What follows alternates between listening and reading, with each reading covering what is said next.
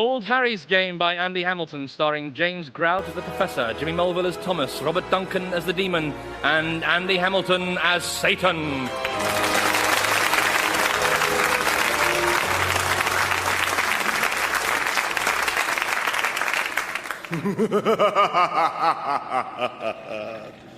I am he.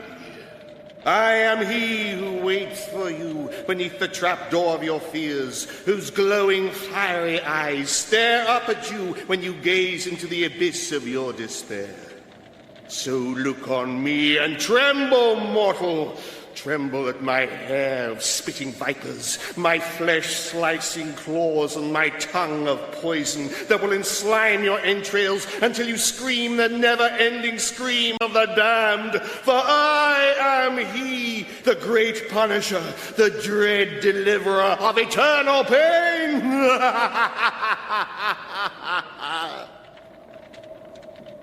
Is that it? Well, yes. What, loads of and a few dozen I am he's? I'm sorry, but that was about as scary as a lemon mousse. Well, I'm sorry, but then it is rather difficult to scare you, given that you are Satan, Prince of Darkness. Fair point. No, I'm not typically your target audience, that's true. But believe me, O Master, many's the time I've turned a mortal's blood to ice. Yeah, well, that's always good for a laugh, isn't it? They don't half go blue, don't they? Yeah? And then sort of yellow, and then sort of brownish green. Still, we haven't got time to stand around swapping funny anecdotes about gangrene. The thing is, what's your name again? Scumspawn. Scumspawn. Oh, good name. Nice and distinguished. The thing is, Scummy, I'm really looking for a more experienced demon to be my assistant. Someone who's executive material, who's decisive, confident, who's good at handling people and their internal organs. But above all, this individual must be totally terrifying. A real brown trouser maker. Well, I could do that, Master. Let me make brown trousers. No, I'm sorry, you're just not... I have many demonic talents I have not yet shown you. No doubt. I can spin my flailing tail so fast, it can slice sinners into bite-sized morsels of flesh. See? Yes, very scary and handy for preparing picnics, I'm sure. I can propel jets of toxic steam from my ears. Yeah, very impressive. And I can fire huge missiles of putrid snot from my nostrils.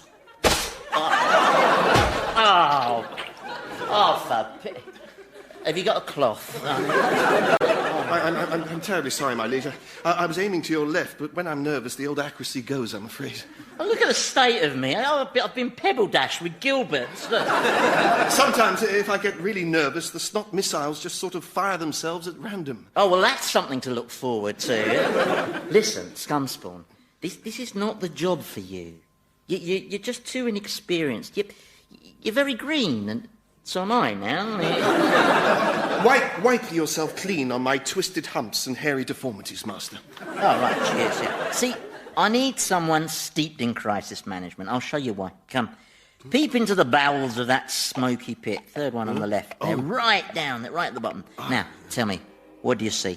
Tens of thousands of sinners piled up in a big, swarming, wailing heap. Tens of thousands. Exactly, yeah. And that's just the latest delivery. From only one town. Birmingham. Yeah. That's why the wailing sounds so irritating. And all the time, thousands more are flooding in. I mean, murderers, rapists, blackmailers, robbers, arsonists, and people who support Man U who aren't from Manchester. God knows who else. And the system can't handle it anymore. There's just too many of the little buggers. Oh, and there you go. I knew that was going to happen. Look, pit 92, it's got so full, they've managed to clamber out the top, look. And that's a top security pit, yeah? Full of sexual compulsives. I mean, all right, I know this is supposed to be the realm of chaos, but it's turned into the realm of total bloody shambles. Well, let me deshamble your realm, Master. Let me serve you. Yeah, well, it'll take more than airborne snot to control these hooligans. Look at them. Rogering each other like coked-up baboons, look. Well, I will master these fleshlings. Believe me, my Prince of Putrefaction, I can make any mortal tremble before me. Any mortal, eh? Have you heard of one called the Professor? I have heard talk of this professor. They say he is, not easy to torment. No. He's very difficult to torment. Many demons have tried, 34 to be precise. 19 of them had nervous breakdowns, 12 are still on sick leave, 2 ran away, and 1 left a note and then fell on his pitchfork. The problem is, you see, the professor's got this attitude, which means he doesn't really experience hell as an inferno of eternal torment. To him, it's more a sort of research project. Watch me, my prince. He shall tremble before my countenance. Right, yes. Well, if he does, then the job's yours. Yeah. In the meantime, grab a net and help me bag up all these copulating bunkaholics. All right. Shouldn't be too difficult. Let's face it, they're not going to notice us sneaking up on them, are they?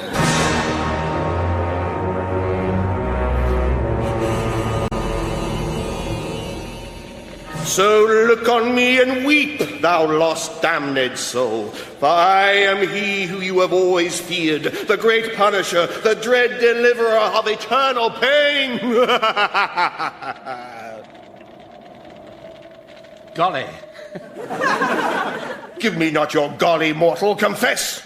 You were stricken with terror. Scumspawn, he was not stricken with terror. Face it, you're not up to the job, sir. He hid his fear from us, master. Is that not so, wretch? Oh, yeah, absolutely. I mean, that is very so.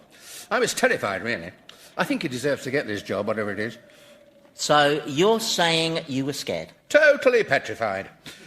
For instance, when he did that long, loud, ferocious, demonic laugh. You chuckled along with him? No, that wasn't a chuckle.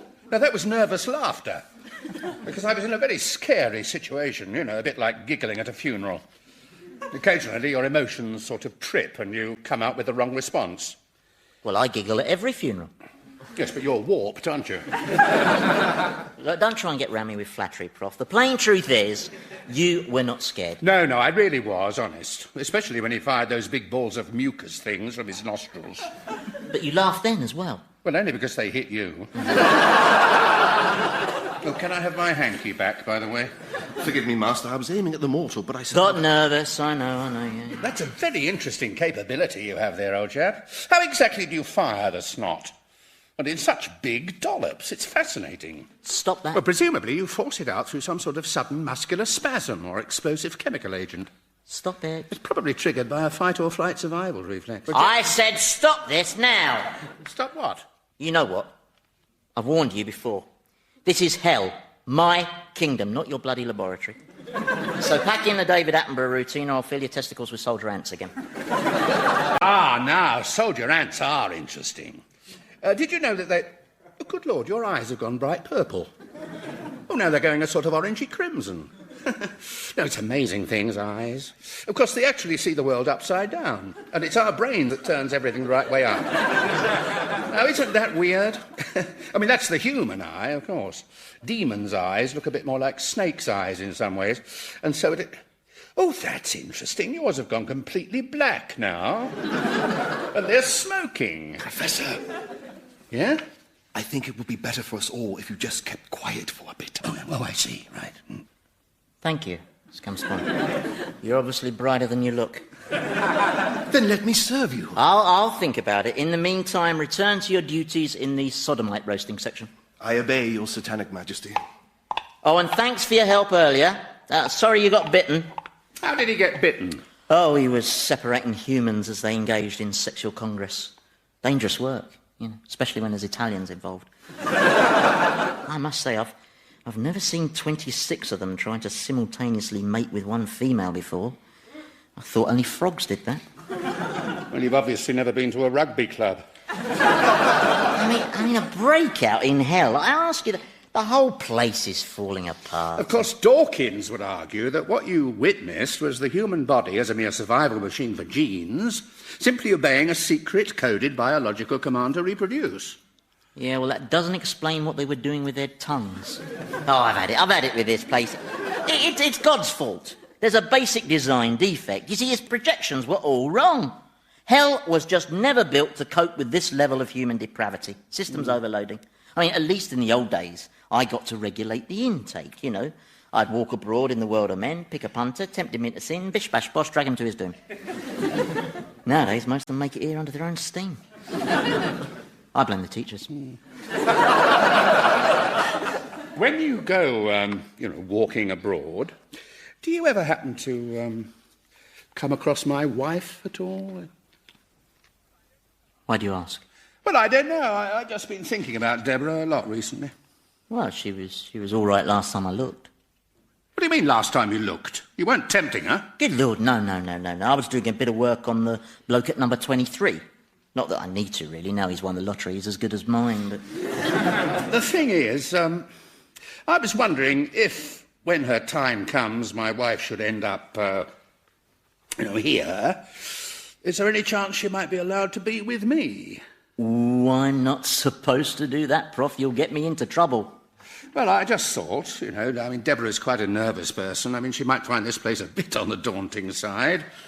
And besides, I get... Not lonely, surely. Well, yes. How could you be lonely? You've got me. You do enjoy our little chats, don't you? Oh, yes, I do. But you do monopolise me, rather, and you never seem to let me mix with other humans. Well, that's because you're better than them. And at least when you billeted me with Thomas, Thomas? You're not seriously telling me that you miss Thomas? Well, in a way. Thomas, the most odious piece of human slime ever to pull on a shell suit. Well, I know he's got his bad points. The man who would sell his grandmother. Correction, the man who did sell his grandmother. Organ by organ. To Dewhursts. Well, that was wrong of him, I grant you, but... damn it, where's he gone? I didn't like having him around. He lowered the tone. He lowered the tone? Of hell? Yeah, you got a problem with that? I do have some standards, So I've stashed him somewhere appropriate, OK? Yeah. Anyway, Thomas was responsible for your death. He deliberately bashed you off the motorway because you had the gall to observe the speed limit. So why are you bothered about him? Well, I don't know. I miss him, I suppose. Oh, right. Well, I see. So what you're saying is you prefer Thomas's company to mine? No, I'm not saying that. Well, in that case, your wish is granted. Hello, Thomas. Oh, it's you. Where are we? No idea. And what are we? Well, why don't you ask your mate, The one who put me here. Old Buffalo Bonce. Well, we're obviously microscopic. You seem to be suspended in some kind of fluid. Have you observed anything that might give us some kind of a clue? Well, there's one thing that's a bit odd.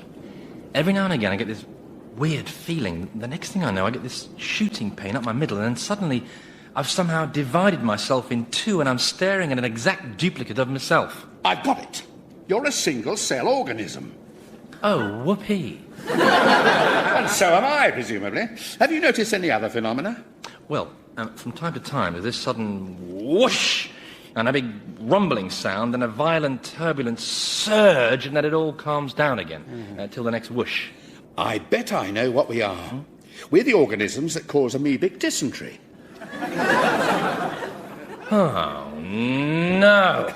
Protozoans. They're wonderful little organisms, They're used in sewage farms to devour excrement. I can't believe this. Do you know who I was?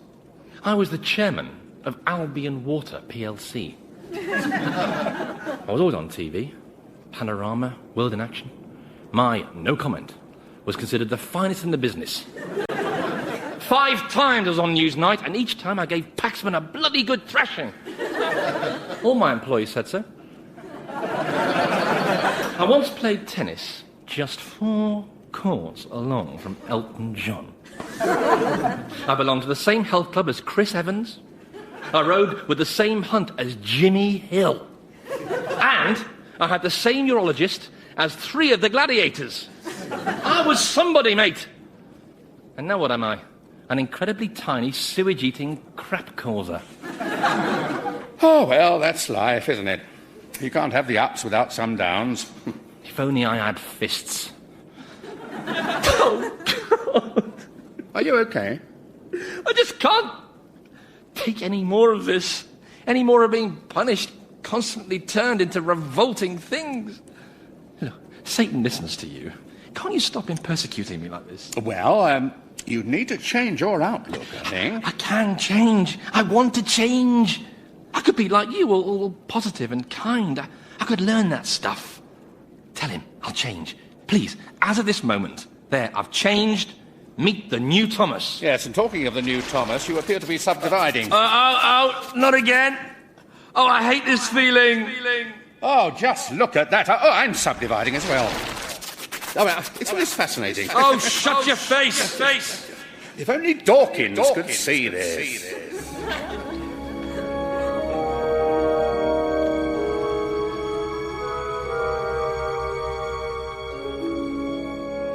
Eye of sea snake, teeth of shark, and claws of crab that scratch and mark, tentacles of giant squid with horns inside to rip and tear your skin, your organs, and your bones. Behold me, mortal, and despair.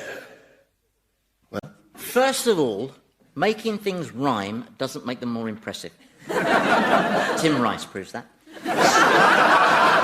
Second, I don't rate this new design you've gone for. It's a confused hodgepodge. You know, you've got crab's claws growing on the end of squid's tentacles. You look like something that's been washed up on the beach at Sellafield. Well, I think a mortal would find this extremely scary as it happens. All right, I'll summon up our adjudicator. Wow. Now, welcome back, Prof. How was Thomas, by the way? Well, he's panicking a bit. The bowel movements seem to be getting more turbulent. Oh, well, that's good news. Right, now, I need your objective opinion, OK? I'd like you to turn around. Right. Now, you see that 12-foot-high seafood cocktail? Yes? Is that scary? Scary. Well, it's different. Right, on your bike, Scumspawn. Please, master. You're not right for the job. Well, let me show you my spectacular skills of mutability. Watch and marvel as I transform myself into the very essence of a ghastly apparition. See? That's a lawnmower. Oh, no, not again. Yep. I keep trying to turn myself into a hydra, but for some reason it always comes out as a fly mower. I think it's nerves. Yeah, well, hover off and trim someone's borders, right? That is my imperial command, Scumspawn. Yes, my liege. He won't take no for an answer, that boy. Do you think I could have a word with you about something? Well, will it take long? I mean, I've got loads more demons to interview for the job as my number 2, and I've got more pits overflowing. It's total bedlam, I tell you. Well, it's just that You see, I need some quality time to rethink the whole resource management strategy game plan, because we are just too stretched. And all the time, more and more sinners just keep flooding in, especially since the invention of that chocolate body spread. And cling film. Cling film? Don't ask. No, the thing I wanted to ask you was... You wouldn't believe some of the depravities they get up to these days, and I don't blush easily. Look, I don't want to discuss sexual depravity. I want to talk about Thomas. I think you just contradicted yourself there, Prof. Why do you single him out for such special persecution? I mean, it's hardly fair, is it? After all, you tempted him into sin. I didn't need to tempt Thomas. He was a natural, a born degenerate. If you left him in an empty room, he'd shag the walls. Yes, well, he's decided to change. He's what? He's resolved to change, be a better person. Oh, stop it. Well, that's what he said, and what's more, I believe in. Oh, here we go. Yeah. Thomas has the potential to change. Well, Dale Winton has the potential to win the Nobel Peace Prize, but it ain't going to happen, is it? All right, I'll bet you Thomas can change. You're on. What's the stake?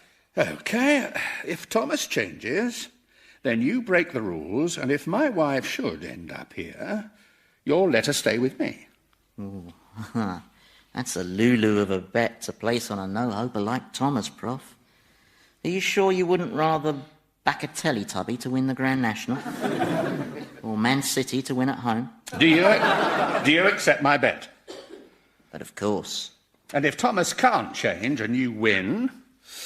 Well, what do you get? Oh, the exquisite gloating will be more than sufficient, thank you.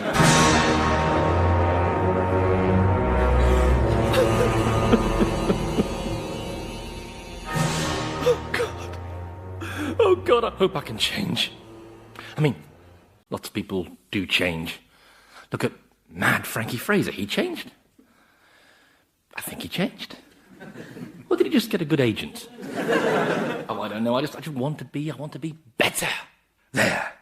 I suppose you reckon he's just saying that for our benefit. No, he can't hear or see us. Oh, I see. Reminds me of the Noel Edmonds show. Yeah. This is just like the Noel Edmonds show, apart from having a point. Now, why does he keep blubbing all the time? I mean, I've ended his work experience as an amoeba. Hang on. Who's this young girl? Aha, game on. Gosh, she's amazingly beautiful. Who is she? Just watch.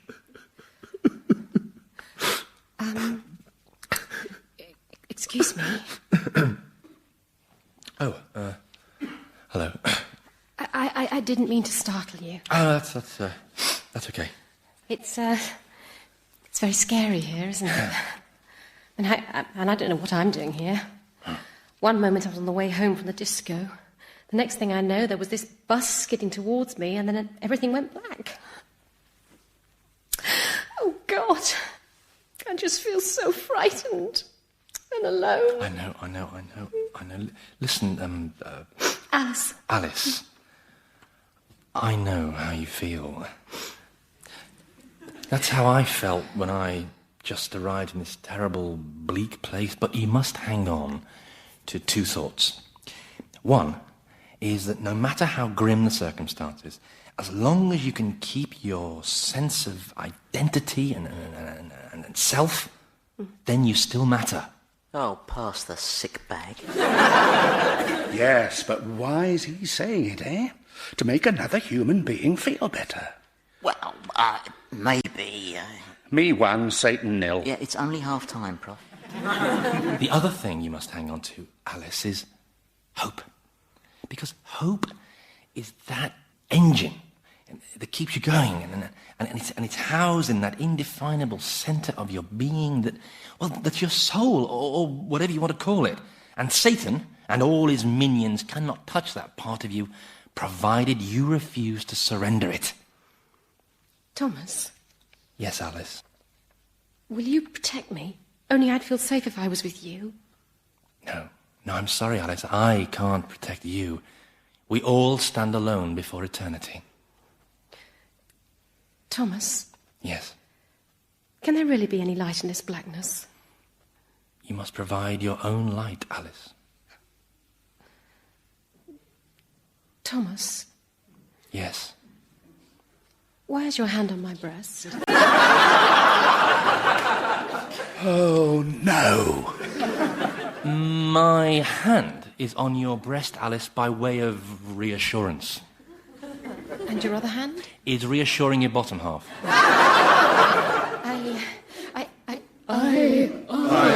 Oh, no, I'm sorry, my master. I got nervous. I've never been groped before. You're not Alice. You're some... One of my minions, Thomas, yes. I just couldn't hold on to the form of a beautiful 16-year-old schoolgirl, my liege. Once I started panicking, it was... Oh, forgive me, I failed you. I failed in the All right, place. calm down. Oh, God, he's turned into a lawnmower again. I'm sorry, Your Majesty. Give me one more chance to prove I am worthy. Let me scourge this randy mortal with my tungsten no-snag blades. You let me down, Thomas. You vowed you could change. Oh, come on. That was entrapment. There's a lovely, innocent 16-year-old feeling vulnerable. What's a man supposed to do? Let me mow him till he's a pile of newly cut flesh clippings. No, Scumspawn. We'll dispatch Thomas from whence he came. Back to being a bit of dysentery in Robert Maxwell's alimentary canal. Oh, I wish you hadn't told me that. Oh, please? No! Will you still consider me for the role as your number 2, my prince? I'm sorry, Scumspawn. I love your enthusiasm, but I just can't afford an assistant who gets nervous and turns into gardening equipment. Now, off you go. Go on. Well, then give me other chances to serve you. Yeah, we'll see. Nice lad. Shame about the brain. Now then, Prof. See this face? This is my gloating face. It's the same face that I greet American evangelists with. Of course, I'm usually holding a poker then, but... Well, I don't see what you've got to gloat about. What? We just witnessed Thomas in characteristic full jackal mode. Well, I admit he was disappointingly selfish. Disappointingly selfish? That's the most inaccurate use of language since Posh Spice. He was revoltingly evil, that's what he was. And you bet your wife's eternal accommodation on the pathetic hope that Thomas was changing. And he is. He forced his attentions on a vulnerable young girl who came to him for help. Yes, but I saw him hesitate. What? For a few moments, he definitely hesitated. Well, only because he couldn't decide which breast to fondle. No, he was experiencing qualms. I mean, what we witnessed was the first stirrings of Thomas's conscience. Professor, do you mind if I give you a little bit of constructive criticism? Oh, go on. You're a prat. An infuriating, perverse, self-deluding imbecile. Why do I waste my time on you?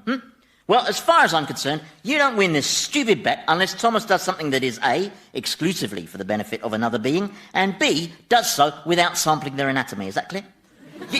You got me all irritated now, which means the first thing I come across is going to be force-fed a plate of porcupines, and that is all your fault. Well, that's not very fair.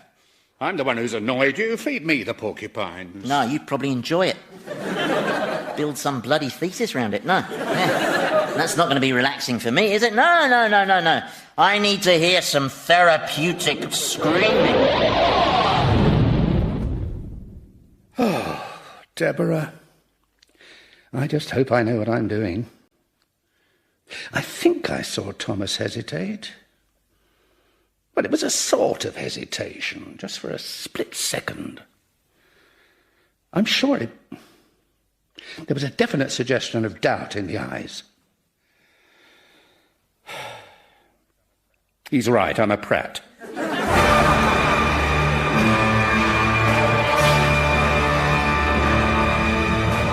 Old Harry's Game featured Andy Hamilton as Satan, James Grout as the Professor, Jimmy Mulville as Thomas, Robert Duncan as Scumspawn, and Felicity Montague as Alice. The programme was written by Andy Hamilton and produced by Paul Mayhew Archer.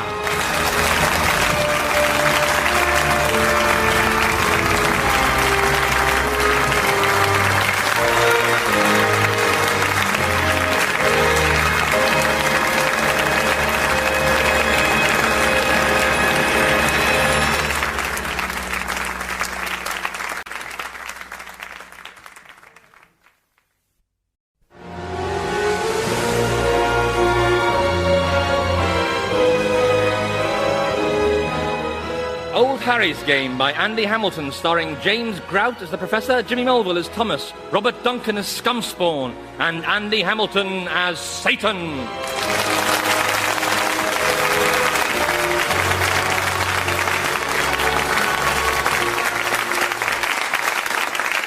OK, and final question. Why do you feel you are particularly well qualified to be my personal assistant? Well, Your Satanic Majesty, I'm hard-working, good sense of humour, but obviously most important of all, I am physically repulsive to mortals. Well, Prof, as our token mortal, is he right? Certainly, I'd say any creature that takes the form of a giant tapeworm would probably be deemed repulsive by the majority of humans. Yeah. I don't know if I want a worm as my number 2, though. I mean, even if he is 40 yards long. I mean, he's more draft excluder than demon, isn't he? I keep tripping over him, you know. Believe me, my prince, I am a demon among demons and the most talented of tormentors. Really? Who was your last tormentee? Wolfgang Amadeus Mozart. And how did you torment him? I chained him to a rock and then sang the whole of Così fan tutte. Go on. Whilst accompanying myself on a Hammond organ. Oh, yes. Now that is genius, yeah. How does a giant worm play a Hammond organ? Very badly. As I'm sure old Wolfgang would have noticed, yeah. You should have heard him scream for me to stop. What, in German? Yes. Why does screaming sound so much better in German, eh? I could listen to them forever. Funny that. It's something to do with the umlauts, I think, and the verb being at the end, anyway. Anyway, I'll be honest with you, we are still seeing other candidates, so we will be in touch. Thank you, my infernal emperor. Well, he's certainly the most revolting sounding applicant we've had. And I like the way he suppurates, that's very stylish, but on the minus side, he's a worm. Which means there has to be a bit of a question mark over his mobility, I think. Well, by my reckoning, that's 97 candidates you've interviewed. We're not counting that Hydra, whose 8 heads were interested in it as a job share. No, those arrangements never work, no. No, we've got to find someone, though, because my workload's just getting... I mean, do you know, right, we are now so swamped that there are actually damned souls going unpunished. There are now human rectums down here that have never seen a single hornet. I'm embarrassed, frankly. Have you ever thought that perhaps the whole concept of hell is now a little outmoded? I'm listening. Well, the whole punishing thing, it's a bit antiquated and pointless, isn't it? And very inefficient. Think of all the resources you'd free up if you didn't bother with it. Oh, I see what you mean. Yes. So in future, the damned souls would arrive in hell and be greeted by assorted ghouls, demons and beasts of darkness who would then give them counselling and group hugs. Is that what you mean? Well, that sort of thing, yeah. Nice try, Prof. But I wasn't born yesterday, OK? In fact, I don't think I was born. What about when you were an angel? No, I think he made us from kits. I'm not sure. I can't really remember. Anyway, look. Anyway, it's not the concept of hell that's the problem. It's you lot. You're too prolific. You're breeding faster, sinning faster. You're even dying faster. And you're forever inventing more and more ingenious ways of dying. I mean, first it was dynamite, then cigarettes, then it was feeding diseased sheep to cows, then flying with Aeroflot. Well, And have you heard the latest one? Go, get a load of this, right? In order to achieve the ultimate sexual experience, people have started strangling themselves. Just to try and make the earth move, and it does usually get shoveled on top of their coffin. All for one more orgasm. Well, I think that's rather sad. Sad? It's hilarious. Where's your sense of humour? I mean, there is every possibility that mankind will be the first species to masturbate itself into extinction.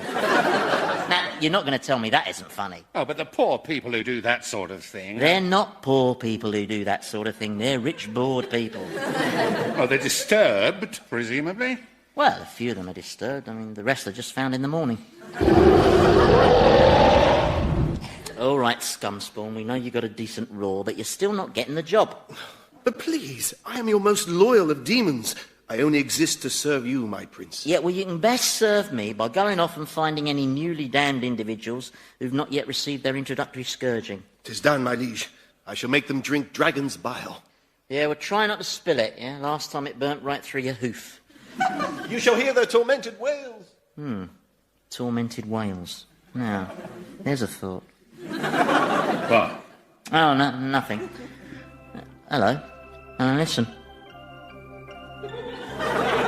Oh, is that the worm demon with Mozart? Well, it's not coming from an ice hockey match, is it?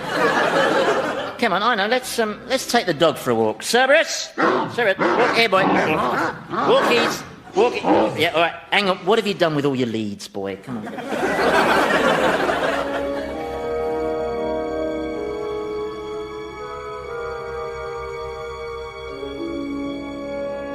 Cerberus likes his game of fetch, doesn't he?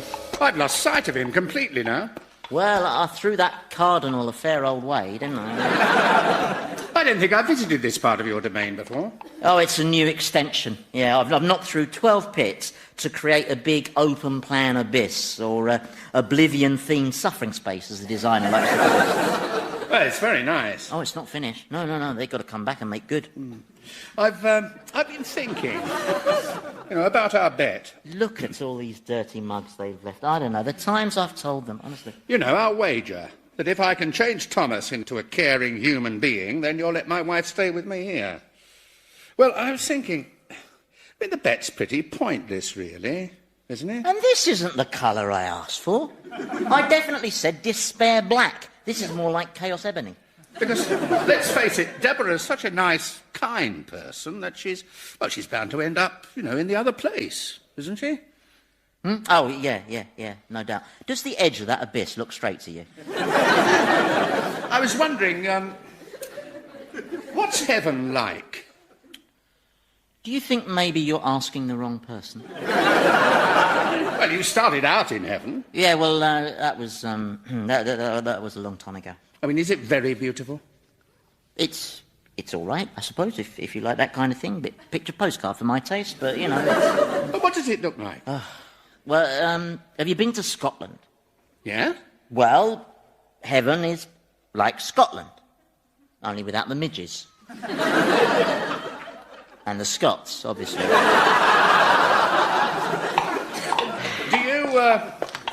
Do you miss heaven? That abyss definitely isn't flush, I don't know, if you don't stand over them all the time, Aha, here we are. Good grief. Water. And what's in the water? Ha! A dolphin! Well, I'll be buggered. Never say that in hell, Prof. All right? Small tip there, okay? What's a dolphin doing here? Well, you are looking at the unforeseen downside of evolution. You see, as a species, dolphins have evolved to such a high level of intelligence that they're now deemed to be responsible for their actions. So it's the only animal intelligent enough to be damned. Correct. Conversely, you'll find no fashion journalists in hell. Oh, but surely dolphins are social, friendly creatures. No. Dolphins are evil little gits. But they get away with murder because they got that happy smile, And this one is the most evil of them all. Incredibly intelligent, a criminal genius, a Moriarty among marine mammals. His name's Chuckles. Oh, come on. I'm telling you, this dolphin is so vicious, killer whales used to cross to the other side of the ocean when they saw him coming. So why is he called Chuckles? Well, he's not. His real name is... or for short. He got given the name Chuckles when he was a performing dolphin. Oh, I see. Yeah, he starred in the remake of Flipper. Actually, he managed to drown 5 American child actors. Good God. Well, I said he was bright, didn't I? And I am considering Chuckles as my new assistant. Well, won't there be a bit of a communication problem? No, I understand everything he says. So, what was that? He's offering to smash your face in for a bucket of herrings. But as your assistant, I mean, wouldn't a dolphin have a bit of a mobility problem? He says he can walk for miles on that tail. How do you think he managed to rob all those banks? Hey? Oh, you're kidding. What's he saying now? Oh, he's telling me this very funny anecdote about the time he disconnected Jacques Cousteau's air tanks. Yes, well, while you get to know your new chum, I think I'd better find Thomas and crack on with his moral education. I've got to win that bet. Yeah, in your dreams, mortal. Don't ask, Chuckles. It's a long story.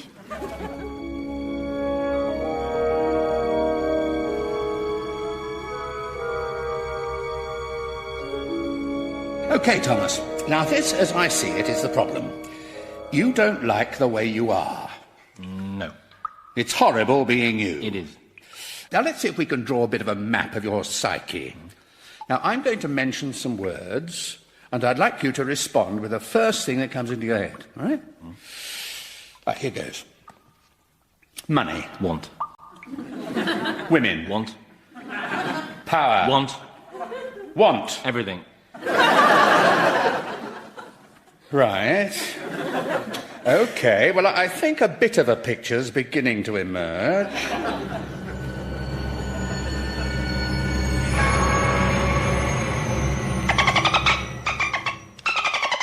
Humans are so big on self-pity, aren't they, eh? Do you know, Hitler still maintains that he was just overcompensating for having his testicles laughed at in the shower. Yeah, well, I thought it was just propaganda, but I've seen him naked and the song was right. Yeah. I don't think the bit about the Albert Hall was true. I think they were just looking for a rhyme,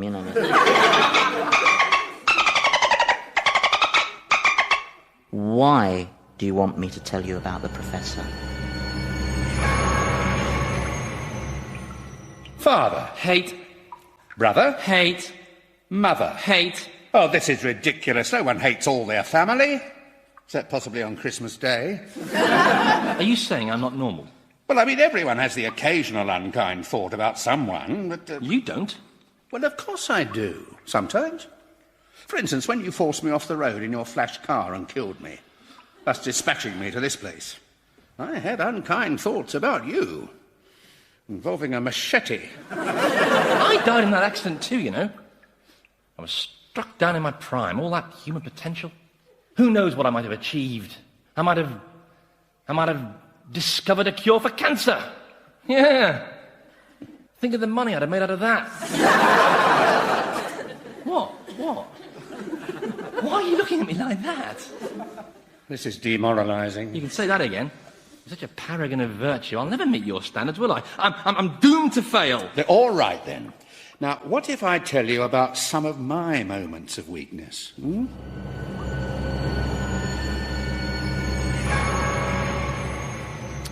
The thing is, Chuckles, the Professor is kind and selfless, serene. It's completely undermined my faith in human nature. Well, exactly. I have actually placed it on record that the Professor's in the wrong afterlife. Yeah. No, I raised it with the Almighty himself, but you know what God's like. He'll never admit a mistake. No. It's Israel all over again. Yeah. Don't have a chosen people, I said. It'll just cause trouble, I said, but no. He gives them the prime site with all the oranges, you know. Well, deep down, I suppose, the Professor must have a dark side, yes, but... Well, that's a very crafty suggestion. Brilliantly crafty.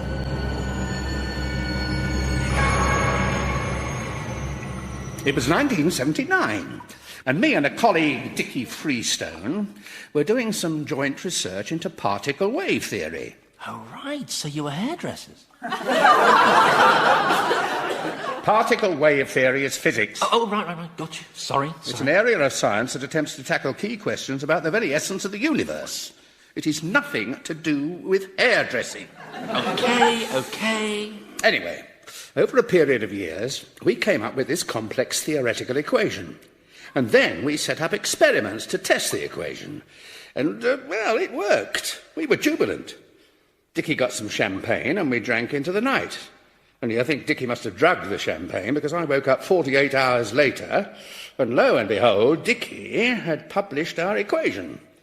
He'd systematically removed all record of my work on the project.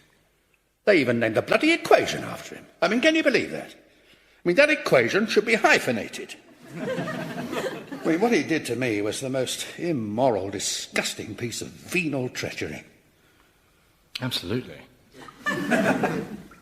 You've got to admire it, though, haven't you? I mean, you know, when you look at all the planning and the ruthless execution of it, I mean, it's absolutely disgraceful. No, I know it's disgraceful. That's what I should be thinking, isn't it? Yes, you should. So when you realised how he'd stitched you up, what did you do? Well, I tried to prove my stake in the work. But it was no use. I mean, he'd destroyed my notes. He'd covered his tracks perfectly. And frankly, I wanted to kill him. For a while, I fantasized hourly about having my hands around his scrawny throat and then squeezing all the air out of him. Oh, yeah. Slowly till he goes limp and cold and then slinging him in the boot of your car and driving to a chalk pit and dumping the body and then getting your secretary to say you were with her all the time. What? Why are you looking at me like that? I just picked that example at random. I saw it on Inspector Morse. Anyway, I went on wishing him dead for a bit. Well, 6 years, actually. And then I realised that it was stopping me from getting on with the rest of my life. So I chose to forget. Just buried the pain and the hate. The best thing I ever did. Right, so what happened to him? Oh, he became very rich and very famous. But he won't have had peace of mind. So I came out of it all a lot better than him in the end. No, I'm sorry, you've lost me. You've lost me somewhere now. Look, can we go back and start again? Well, all you need to know is that I have experienced hatred. But, and it's an important but, I made myself a vow that I will never be a prisoner of the past. I will Never, ever give in to hatred again. That's what he said. Not even if Dickie Freestone were standing here before me. Very good, Scumspawn. An excellent piece of spying there, and well done, Chuckles, for suggesting it, yeah. What would you like as a reward? Scumspawn? Yes? Who's Sharon Davis?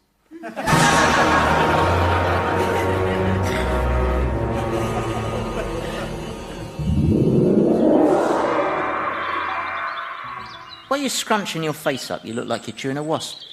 Well, it's the brightness, the green of the trees and the pink of the blossom and the bright blue sky. Oh, no, garish, isn't it? No, it's wonderful. It's just so long since I've walked on Earth. But why have you brought me back? Well, as a man of science, I thought you might like to observe the ancient black art of sowing mischief. Sowing mischief? That's right. Now, sowing mischief can take many forms. For instance, I can turn myself into an artifact and trigger chaos and corruption. In my time, I've been Michael Schumacher's steering wheel, a temperature gauge at Chernobyl, a leaf on a railway line outside Waterloo, and Bill Clinton's zipper. 53 times. I got tired of that. Too many friction burns. Now, the other tried and trusted method of diabolic mischief-making, of course, is possession. What, taking possession of people? Mm-hmm. I thought that was a lot of medieval mumbo-jumbo. Well, it is true that in medieval times I did tend to get the blame for everything. I mean, if some nuns went a bit doolally, it was immediately assumed that I'd somehow got inside them. And you hadn't? No. The Pope had, usually, yeah. Especially Innocent III. He was a 40-a-day man, but... here we are. A nice, leafy Surrey street. My favourite. Now... Hang on. I know this place. This is my street. Oh, is it? What a coincidence. And that's my house over there. Oh, yeah, right. What, the white one with the blue windows? Yes. And the man standing on the doorstep. What? There's a man on the doorstep. See, he's ringing the doorbell. Why, that no-good, scabrous, evil piece of poxy scum! You know him then, do you? It's Dickie bloody Freestone. Oh, right. It's someone important, is he? Important? No, he's an insignificant dollop of dog mess. Aren't you Freestone, eh, Judas? You can shout as much as you want. He can't see or hear you. You might be giving off a slight smell of sulphur, but... What's Freestone up to, eh? What's he doing on my doorstep? Well, there's probably some perfectly innocent explanation for his being on your doorstep. Holding a bunch of flowers. I tell you, the moment Deborah opens that door, she'll probably smack him in the mouth. You can see if she doesn't. Yeah. She hates him as much as I do. Oh, right. Oh, well, this will be worth watching then, yeah. Oh, she's opening the door. Got a nice smile, hasn't she? Yes. She seems pleased with the flowers. Oh, they're going inside. We can materialise inside the house, see what's going on. No, I don't want to. Come on, I'm sure it's harmless. There'll almost certainly be no rumpy-bumpy or anything. Come on. You'd like to see her, wouldn't you? Yes, but not with him. I see. She's changed. Well, that's people for you. I mean, she looks different. I mean, her hair and... Well, maybe, but underneath, she's still your Deborah, isn't she, eh? And if you win the bet about Thomas, I mean, she's the one you'll spend eternity with, won't you, eh? I mean, that'll be nice, won't it? Can we go back now? Please. I've seen more than enough. Yeah. Yeah. Me too.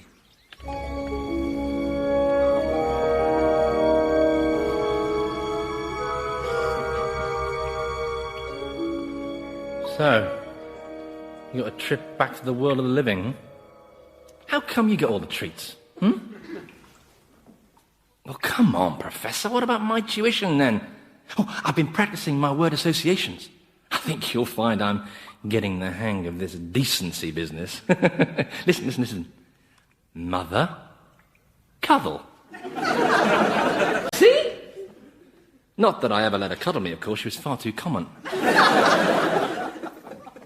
What is the matter with you? Why is your face so grey? It's my own fault. I put her up on a pedestal. Who are we talking about? My wife. You see, all the loving memories I have of her, they've always been something in the bank emotionally. Something to sustain me through this. Anyway, you can overinvest in memories, can't you? I mean, we all do it. Paint them in brighter colours than they really had. We should learn to appreciate the more pastel version. I'm sorry, I'm trying my hardest to understand here, but... Oh, forget it. No. I'll get there. Now, it's something about you over-investing in a pastel-coloured bank, isn't it? That's a problem with financial advice that... She was being nice to him. And smiling. Smiling at Dickie Freestone. What, the bloke who stole your hyphen? Yes. He was at my house, and she was smiling. That Dickie Freestone, and it hurts. I'm sorry. What? What? You just said you were sorry. Did I? Good grief. Did you say it because you thought that was what was expected? No, it just sort of came out. That's a breakthrough. You displayed a moment's sympathy for another human being. It's a definite breakthrough. You're right. I did. I showed sympathy and real sensitivity about your wife being porked by some other bloke. What? Why are you looking at me like that?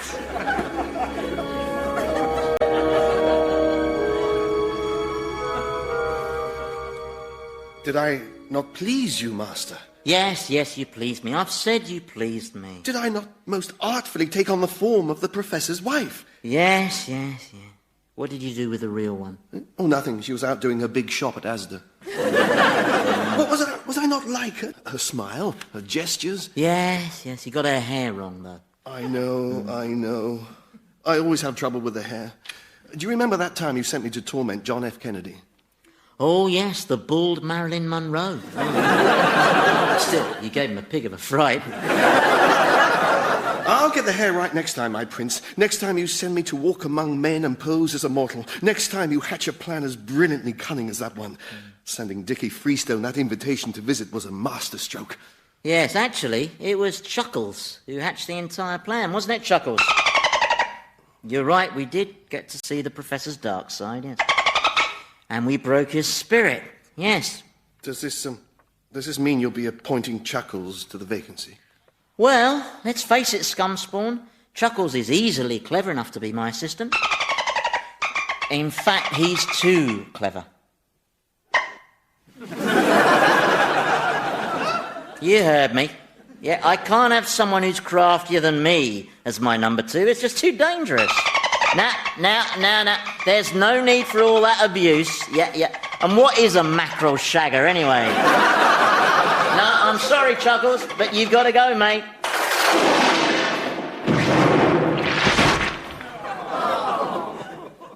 What happened? Oh, I dispersed his molecules through infinite time and space. Oh, wicked! So, does this mean the vacancy is still to be filled, my lord? It does, yeah. Well, perhaps I could fill the post on a trial basis, O monarch of my destiny. We'll see. But first, Scumspawn, I want you to do something for me. Anything, master. I want you to tell the Professor that his wife was doing the big shop at Asda. That the woman smiling at Dickie Freestone was you. Well, if you're sure, master, but won't that diminish his torment? There'll be other torments. I see. Well, at least we finally found his dark side. His wounded, hating bit. That's what you wanted, wasn't it? Yes, I did, didn't I? So, you're pleased? Oh, yes, I'm glowing with pride, me. Oh, look, here comes Cerberus. I wonder where he got to. Well, he's a great dog. He's always so cheerful, isn't he? Yeah, well, he's got 3 heads. He can bark, eat, and lick his genitals simultaneously. Life doesn't get any better for a dog, you know. Yes, my prince. Well, I shall leave you to your thoughts. Yeah, Scumspawn. Yes, my prince? About that job as my deputy. Yes, my prince? Do you think the worm could do it if we laid on transport?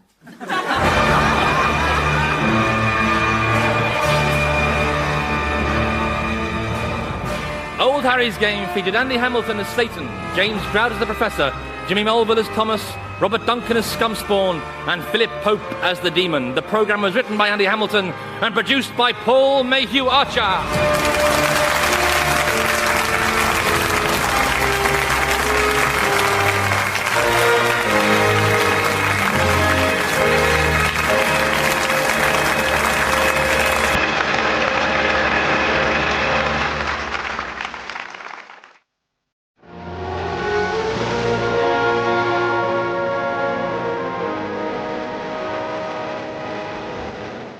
Old Harry's Game by Andy Hamilton, starring James Groud as the Professor, Jimmy Melville as Thomas, Robert Duncan as Scumspawn, and Andy Hamilton as Satan.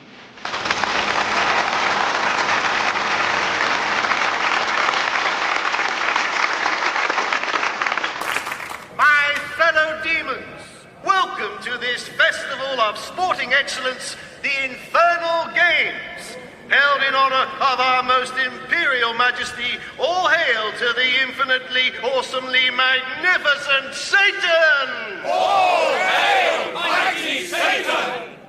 Yeah, cheers, Tom. Let the games commence. What form do these games take, exactly? Oh, you'll see.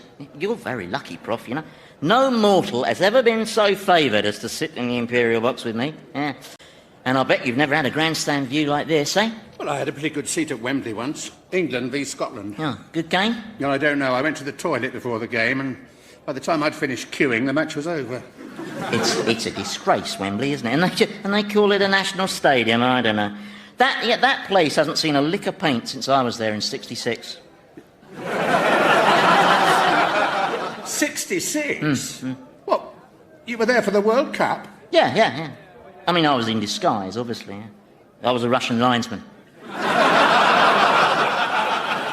What, the one who gave the goal? Well, I was trying to start another world war, but the Germans let me down by accepting defeat gracefully. I'm man for that. But, oh, hello, here we go. And now, our first event, the long jump.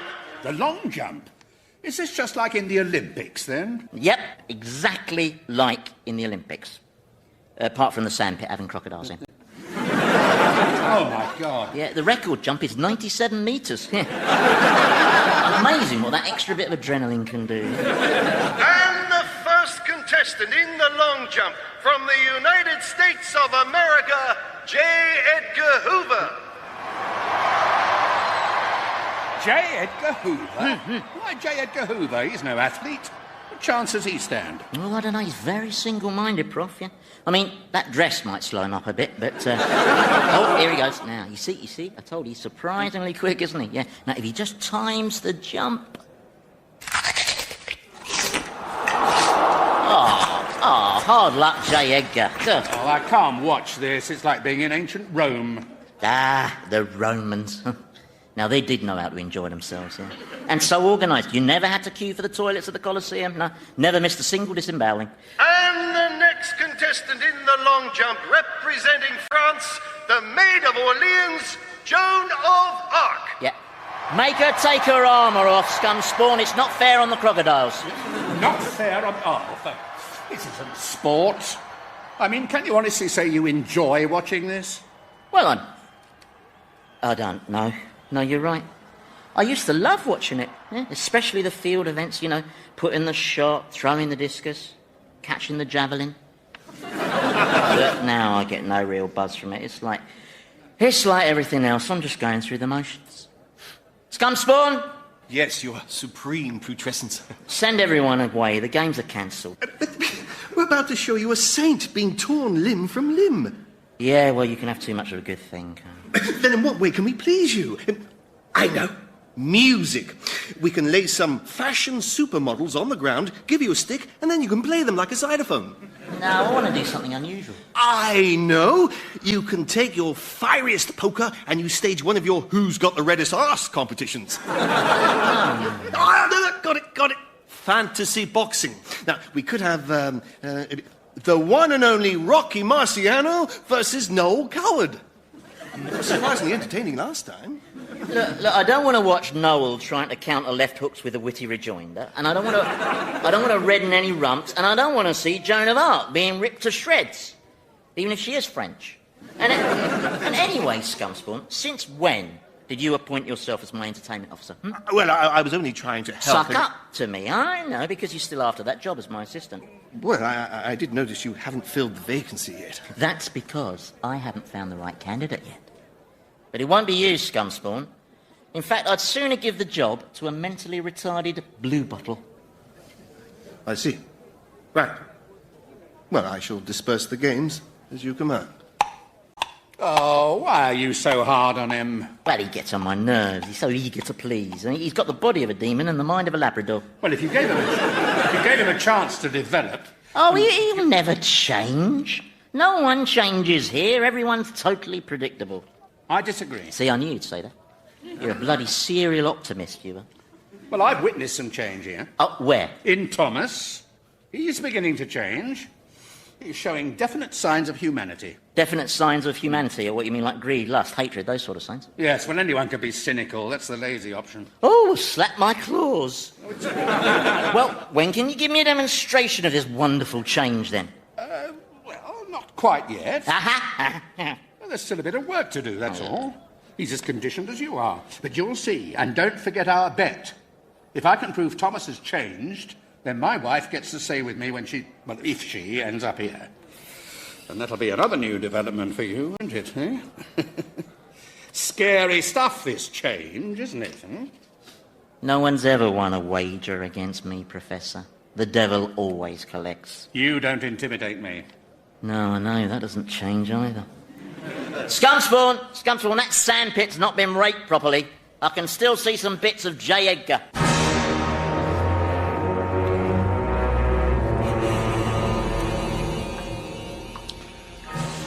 Can't we stop now? I'm tired. Well, just a little more coaching. I'm just trying to sharpen up your ability to be, sympathetic. Sympathetic? Well, you said you wanted to change. Yeah, but sympathetic? I mean, can't I start with something a bit easier? Well, you'll soon get the hang of it.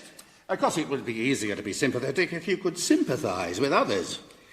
Presumably, you must have experienced feelings of sympathy at some time in your life.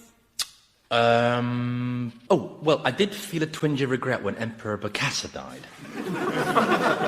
Right. Well, that's a start, I suppose. Now then, just imagine you're walking through the West End and you come across this sad, wretched down and out on the pavement. And I'll be the poor chap who, just sitting down, looking completely lost. There's an imaginary hat for passers-by to put the change in and pretend I'm sort of wrapped in newspaper or something. Yeah, how's that? Well, it's pretty realistic, apart from the dog. Well, I haven't got a dog. Exactly.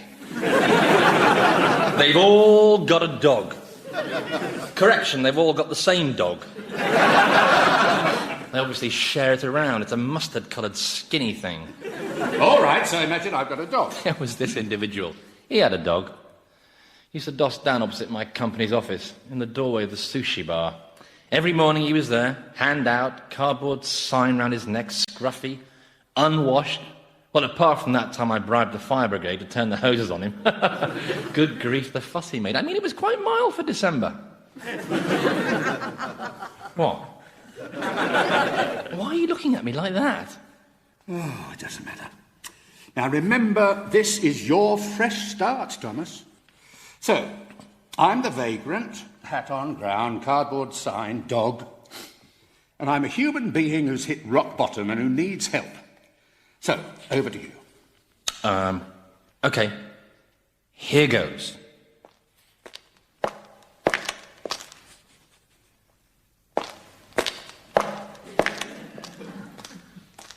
Right.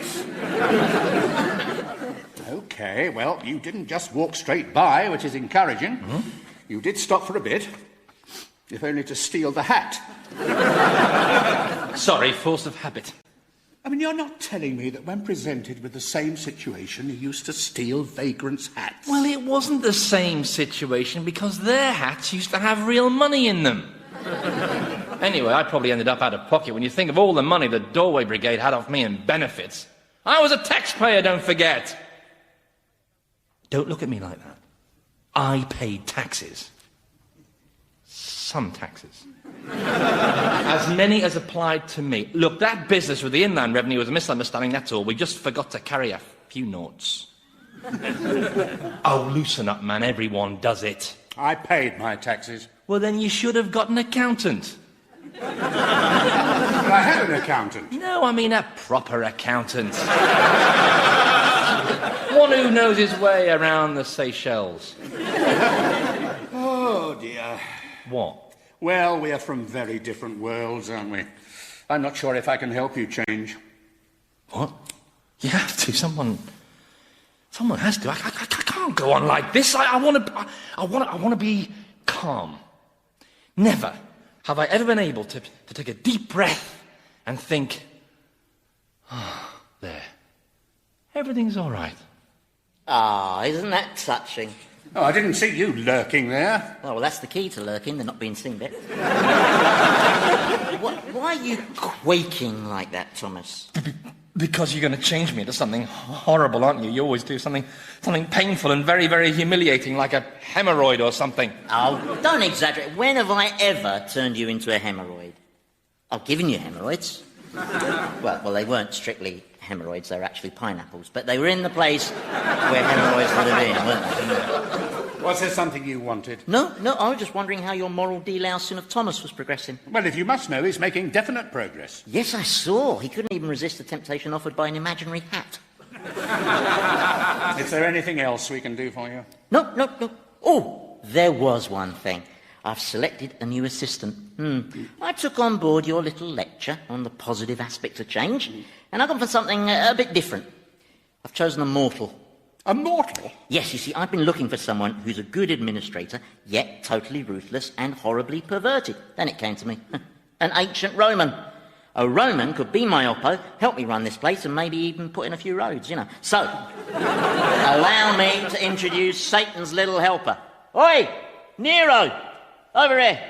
Nero? Yep, he murdered his stepfather and his mother, he trampled one of his wives to death, he burnt down Rome for the insurance, and he fed thousands of innocent people to lions. Now, if that's not an impressive CV, I don't know what is. You know? Nero, I'd like to introduce the Professor, a man of science, and this is Thomas, a piece of excrement. You may kiss the imperial hand. I most certainly will not. I see. Insurrection. For that slave, I shall crucify you. No, Nero, listen, I don't allow the Prof to be subjected to that kind of thing, OK? He's exempt. Oh. I know, it's disappointing. Well, you can crucify Thomas if you like. What?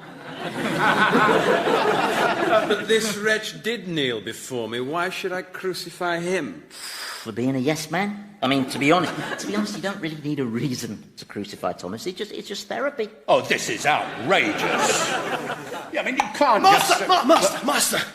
We have a problem in the reception pit, and we need the benefit of your experience and wisdom. What kind of problem? Oh, well, you see, there was this gas explosion at the Grand Old Opry, which meant we took unexpected delivery of a country and western band. So,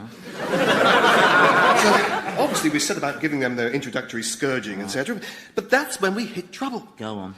Well, you see, every time we subject them to more suffering and pain, they just write a song about it.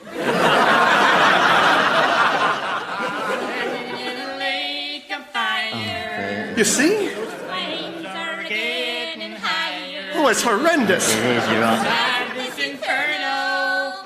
Inferno. They're stuck for a rhyme. That's some respite, but I don't know how long it's... Well, Scumspawn, this looks like a job for my new assistant. Meet Nero, an old mucker of mine from way back when. Your new assistant?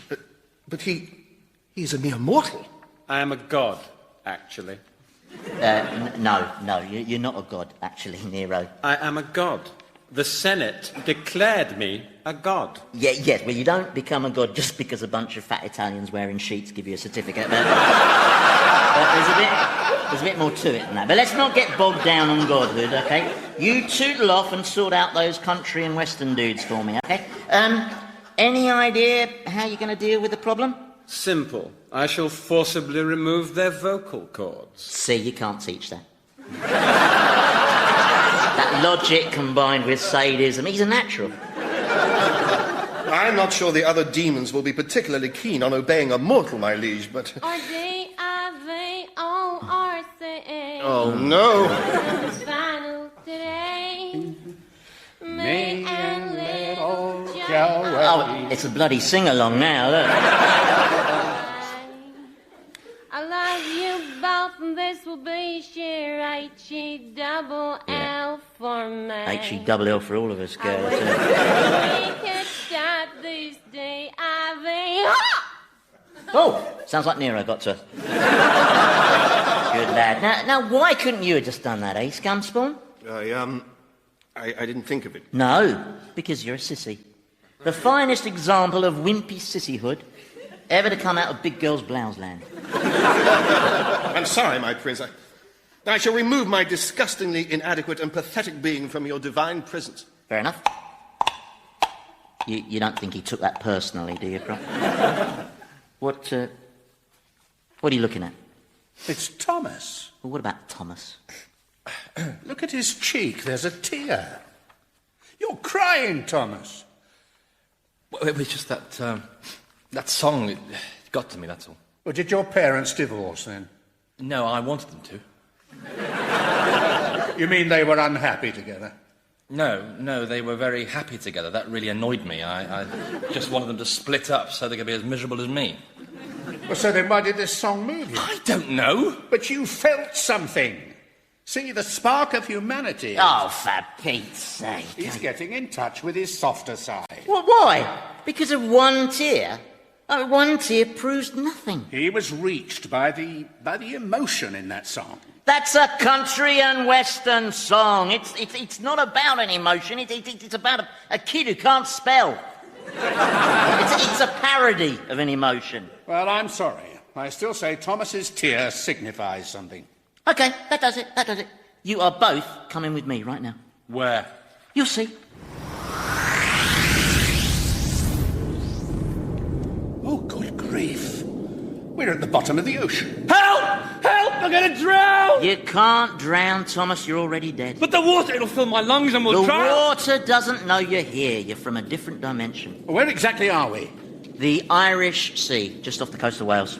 Well, we must be at the most enormous depth. Not particularly. But look at all the fish. They're all twisted and contorted and out of proportion. It must be the pressure. What other explanation is there? Well, Thomas, any theories on why the fish are misshapen and deformed? How should I know?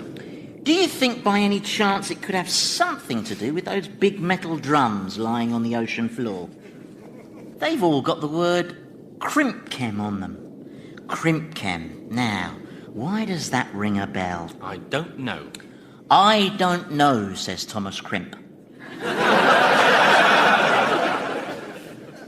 All right, so it was my chemical company, but I sold it in 89. These were dumped in 87, secretly, on your instructions. Look, neither of you have a business background, so let me explain the commercial realities to you. Truth is, cost of disposing of these chemicals legally was extremely prohibitive, and to be perfectly frank with you, would have cost jobs.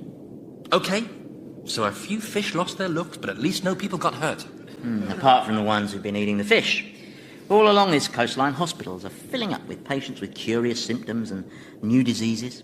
Health professionals are telling people not to panic.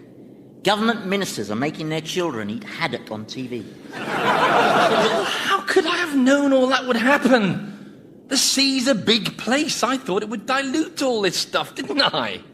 That was the expert opinion. I said, surely the sea will dilute all this stuff. And the experts on my payroll said, if you say so, Mr. Crimp. Tell me, Thomas, have you seen the film It's a Wonderful Life? No, I was put off by the title. Oh, it's brilliant. This angel shows Jimmy Stewart all the positive things that wouldn't have happened if he'd never been born. Yeah, well, now this ex-angel is going to show Thomas here all the crap things that did happen because he was born.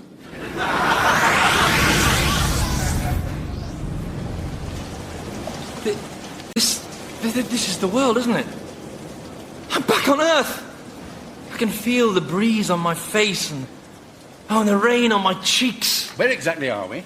On a hill in southern Indonesia. Oh, I can see a little village way down there, see? Smoke coming out of the chimneys. Look, people living. People laughing and smiling. I can smell the wood smoke. I can hear a low rumbling sound. What is that low rumbling, crescendoing sound? Oh my God! It's a mudslide!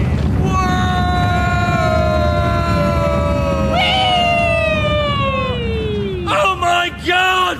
Oh, I love these things. They're nature's answer to Alton Towers.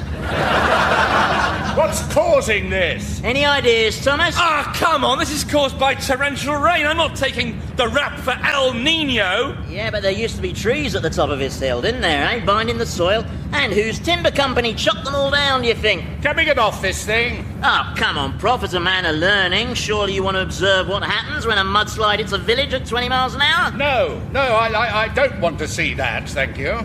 Me neither. Oh, all right then. Spoil sports.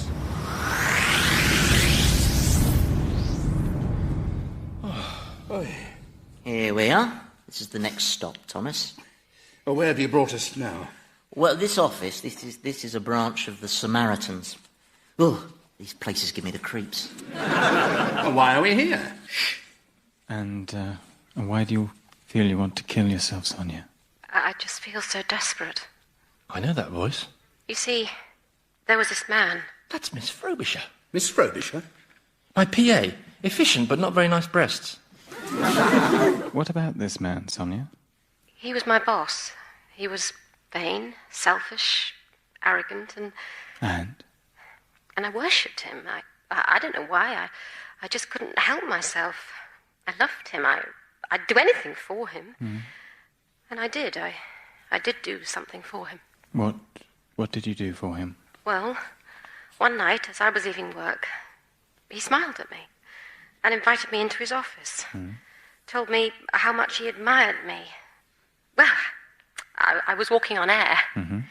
Then he asked me to sign these documents. He wouldn't let me read them. Said I wasn't to bother my pretty little head with it. They were just something about the company pension fund. And where's this man now? He's at peace. I'm being prosecuted for fraud. They're talking about 2 years in jail. My father's not very well. The trial would finish him off. Mm-hmm. So I'm going to spare everyone the pain, and I'm going to kill myself. It'll be easy. I've got the sleeping tablets. I'm nothing but trouble. Are you all right, Thomas? You've turned a pleasing alabaster. She won't kill herself, will she? I mean, this is just one of those cries for help, right? Events will take their course. It's all been set in motion. You sorted that. But I never thought she'd do this, did I? No, you never thought about her at all. All right, you've made your point. Can we stop all this now? Afraid not, Prof. This inventory's only just beginning. Because Thomas here led a full and active life, didn't you, Thomas?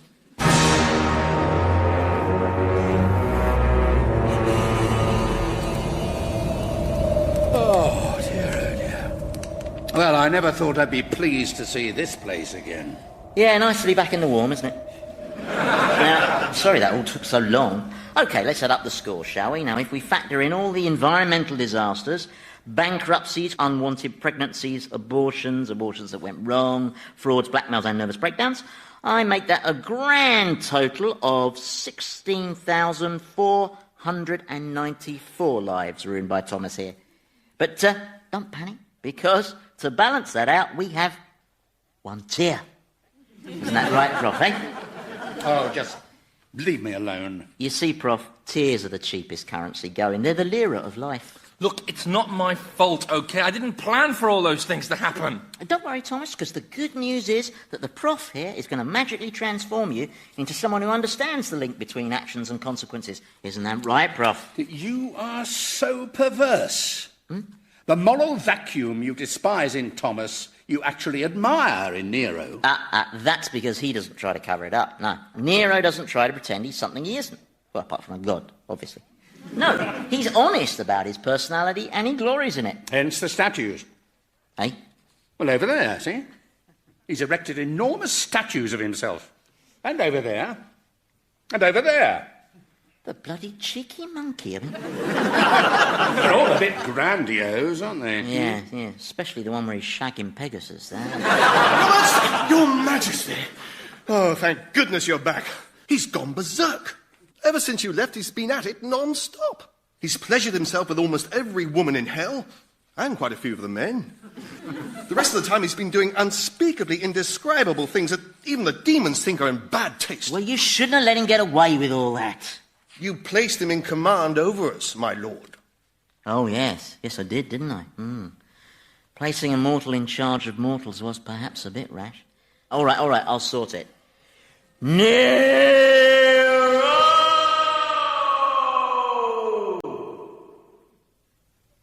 Did somebody call me? Yes, Nero, I did, actually. I understand you've been abusing your authority. No problem, I do a bit of that myself. But it does seem you're guilty of a certain excess of excess. I'm not aware of any excess. You fed sinners into a giant blender, and then you drank them. Well, come on, a chap's got to unwind sometimes. Yeah. Clearly, Nero, the power's gone to your head. Well, that was really hard to predict. Yeah, thank you. Thank you, Prof. So, look, I'm afraid this experiment is over, Nero, and I'm dispatching you back to the wailing ranks of the tormented.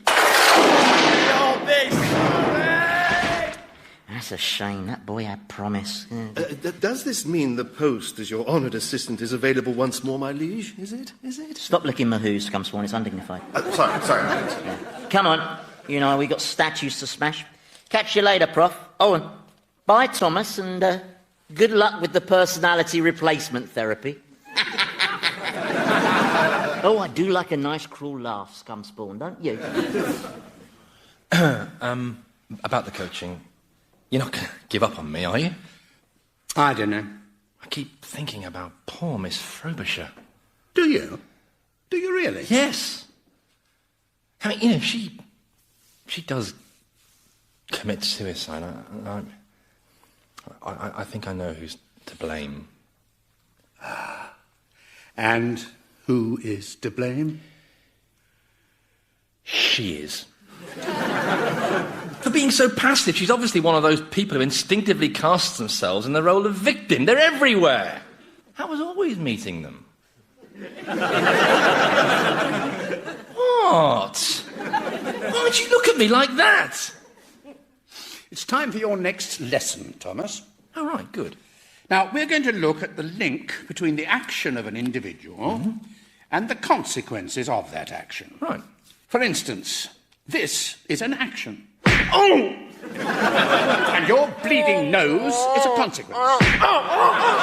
Action. Consequence. Are you getting the hang of this?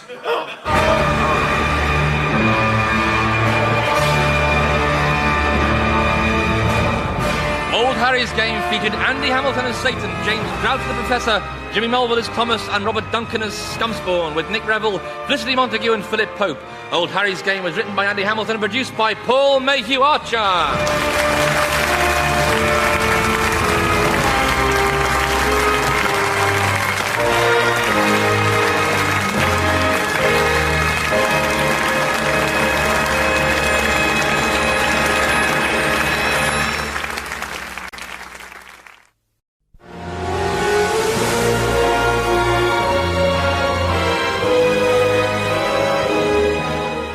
Old Harry's Game by Andy Hamilton, starring James Grouch the Professor, Jimmy Melville as Thomas, Robert Duncan as Scumspawn, and Andy Hamilton as Satan.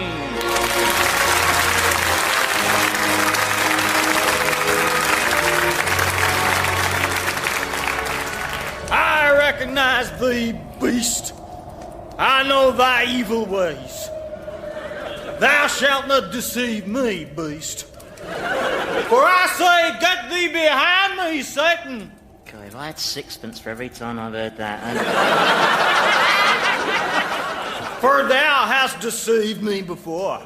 Oh, yes, thou crept into my favoured mind in Tulsa and made me bribe those tax officials 73 times. And thou did trick me in that motel room in Memphis when thou crept into my trousers and made my private parts call to me saying, Daddy, she may only be 14, but she's got the needs and the yearnings of a woman. But I, the Reverend Elmer Butt, founder of the Pay Per Prayer Salvation Channel and chaplain to the National Riflemen's Association, I see through thy trickery now, because I know that I am not in hell, because my place is in heaven, for I've always walked in the ways of Jesus. Well, I know Jesus quite well, actually, Elmer. I spent a fair bit of time with him in the wilderness, and I don't think he would want you in heaven, because, let's face it, your ways did tend to differ from his in certain key areas. In what areas? Well, for instance, I could be wrong, but I don't think Jesus would have lynched those Mexicans. Certainly not on the grounds that their sombreros were at a subversive angle. Thou cannot fool me with thy serpent tongue, beast, for I can see through look, thy... Elmer, look, I really haven't got time for all this faff about whether I'm a mirage or an apparition or whatever. So just to speed things along a bit, I'm going to make your pubic hair burst into flames, right? There you go. You've got a burning bush now, just like Moses. Scumspawn! Your most devoted demon is here, my master, ready to undertake whatever task your wonderfulness deems fit to bestow upon my rank and unworthy person. You know, Scumspawn, you've taken the art of grovelling onto a totally new plane. Well, thank you, my lord, my inspiration, my denizen. Yeah, all right, we haven't got time for all that. Now, a few jobs for you.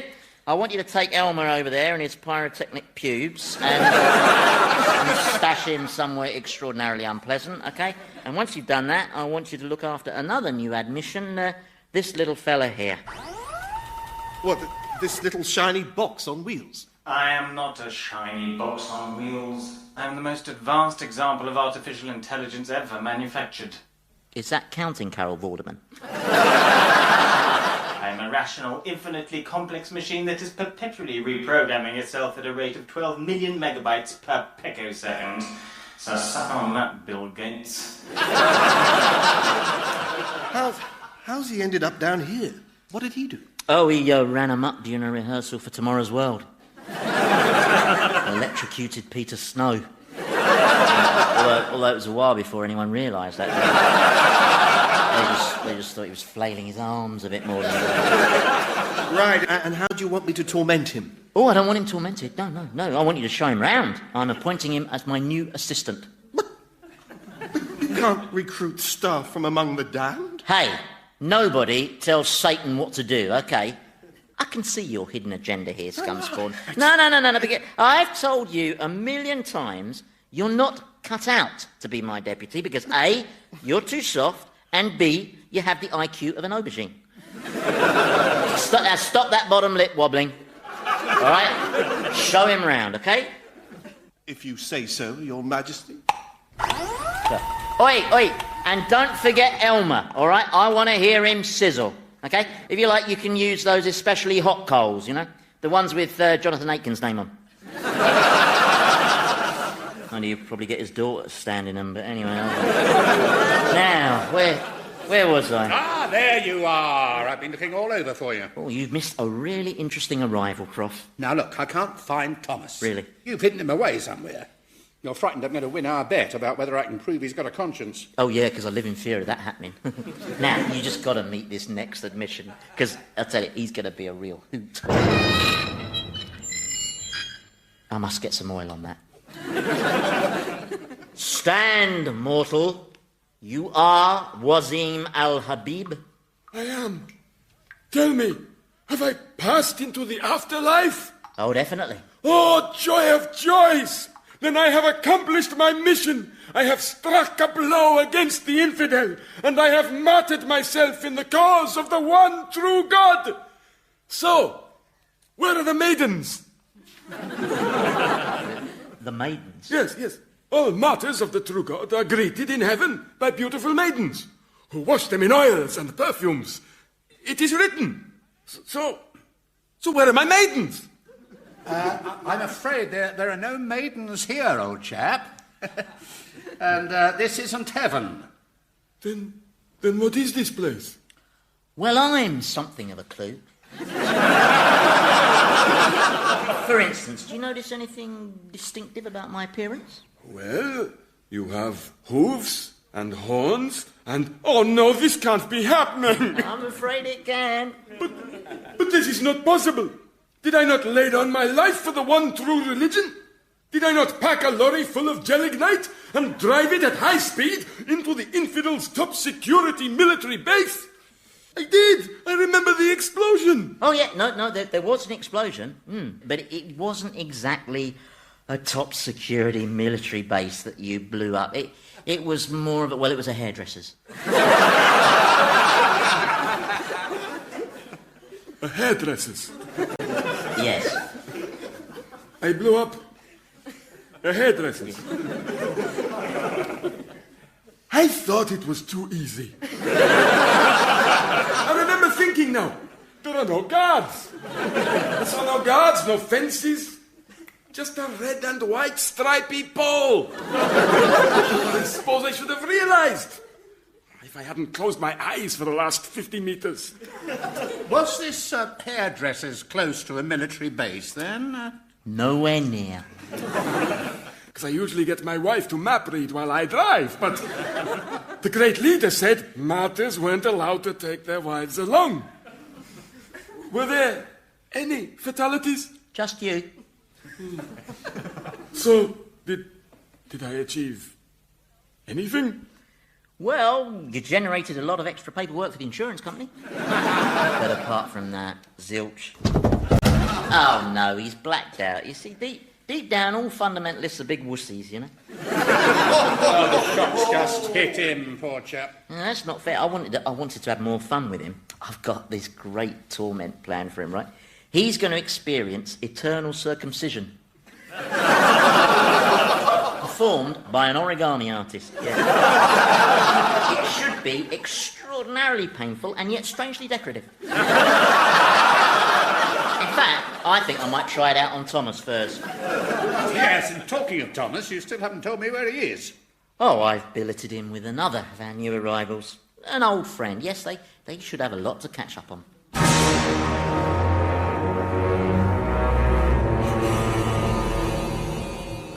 I know what he's up to, Miss Frobisher. Oh, yes. He thinks that by putting you with me, he can torment me with guilt about you committing thingy. Well, I refuse to feel guilty. You chose to kill yourself because you were facing trial for fraud. We all have to take responsibility for our actions. That's why I ended up here with these scorpions in my underpants. Oh, I don't blame you, Mr. Crimp. I let you exploit me. I was just a silly little secretary who fell in love with her boss. I was hopelessly naive. You certainly were. You should have read those documents before signing them. You told me not to. Oh, I see. And if I told you to stick your head in the oven, I suppose you'd just go right on and... Okay, bad example. I was mad about you. You've no idea how miserable it feels to worship someone who barely acknowledges your existence.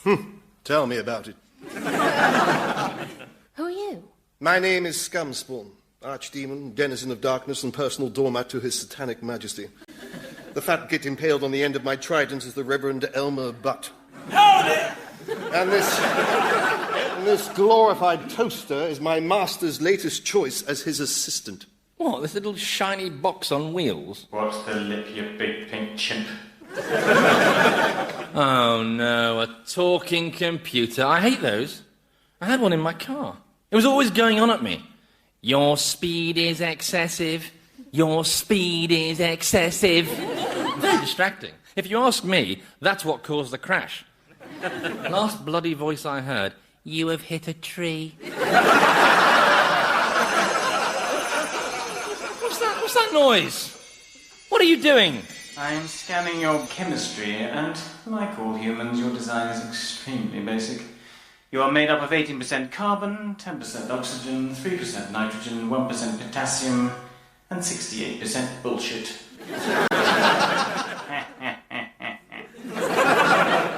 Computer joke. So, tell me, can your sensors detect the thoughts going through someone's brain? Affirmative. What? Any creature's brain? Even right down as far as the tiniest microscopic level. So you're safe, goat arse. Continue the tour. He's coming round. I have failed. I have failed the great leader.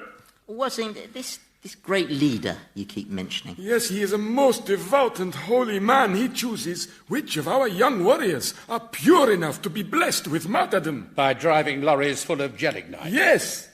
So he never actually drives any of these lorries himself, then? No. He's always saying he'd love to, but he gets car sick.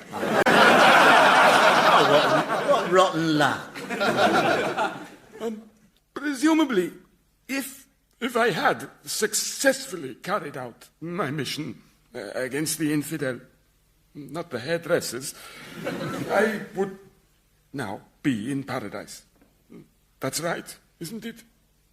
With the maidens and stuff, as promised by the great leader.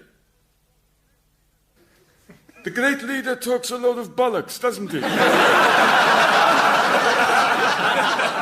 that man a coconut. I can confirm there are no terrorist bombers in heaven. Apart from the ones who grow old enough to become world statesmen, of course. A bit of white hair can do if you... Why is he staring vacantly into space like that? Well, he's stunned, isn't he? Oh, and that accounts for this Posh Spice impression, does it? I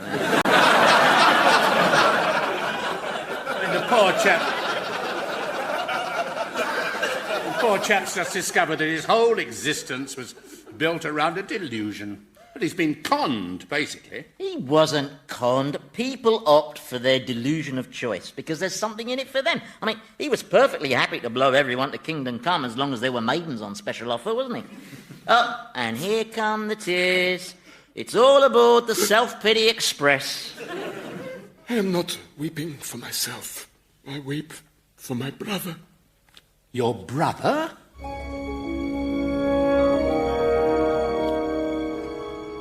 And what's this area here? This special enclosure is for those individuals who used to take part in hunts. Hence the sound of the jolly hunting horn being blown by the gigantic fox. Oh, my God, it's chasing those poor people and tearing them to pieces. No, don't worry. They enjoy it, really. Does Satan devise these punishments? Yes, where possible, he applies a certain appropriate justice. And that's why P.T. Barnum has to juggle that ball on his nose. And why Enoch Powell's in that reggae band. Satan has not devised any punishment for me. No. Well, he obviously regards you as something of a special case. You are feeling threatened. It's a predictable reaction when confronted by a superior life form, though, of course, to you the expression superior life form is something of a tautology. I don't think that's funny. You would if you understood it.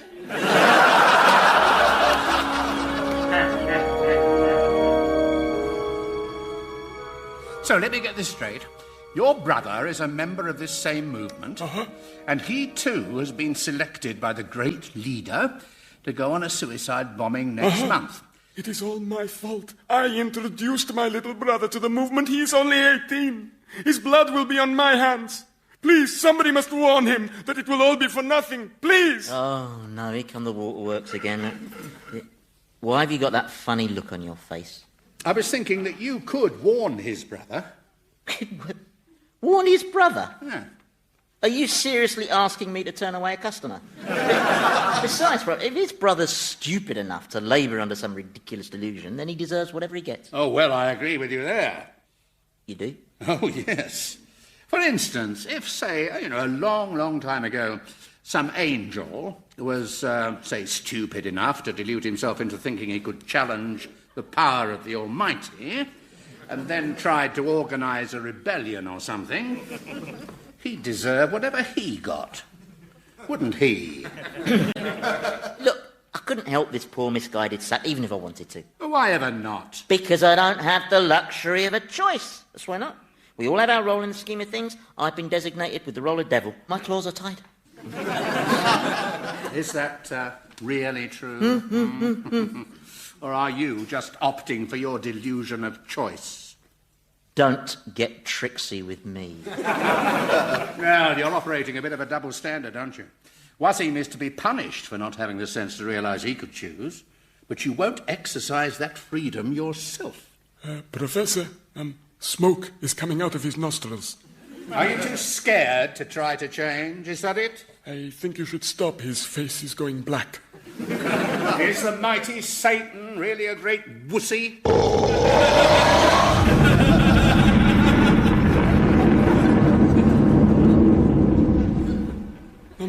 When he roars like the wind and fires off in a massive explosion like that, is that good? No, in general, that's not good.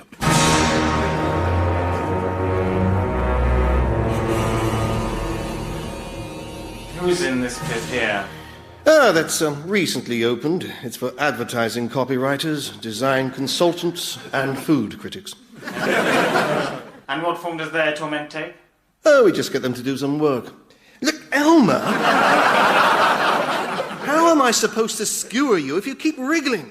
I've missed your anal canal twice now. Spare me! I'm trying to. No, spare me, not spear me! When I take on my administrative responsibilities, I shall create intelligent, efficient machines to dispense these torments. But what would I do? Have you considered modelling? Got you again, Gotars. Why have you stopped impaling that mortal? Well, I just realized there's one more pit I haven't shown you. It's this big one over here. My sensors cannot detect the bottom of this pit. That's because it hasn't got one. It's an infinite abyss. We only use it very occasionally for special cases. The last person to be condemned to eternal freefall was Robert Maxwell. Mind you, he did get wedged at one point. You should rope it off. Well, let's get a bit closer, shall we? Then your sensors can scan it more efficiently.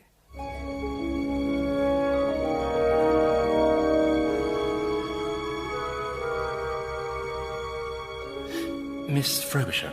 Yes? There's something I've been meaning to ask you. Why on earth did you love me? I don't know. I suppose because behind all your bluster and arrogance and selfishness and ruthlessness and corruption and depravity and evil and disgustingness, behind all of that, I thought I saw a frightened, lost little boy.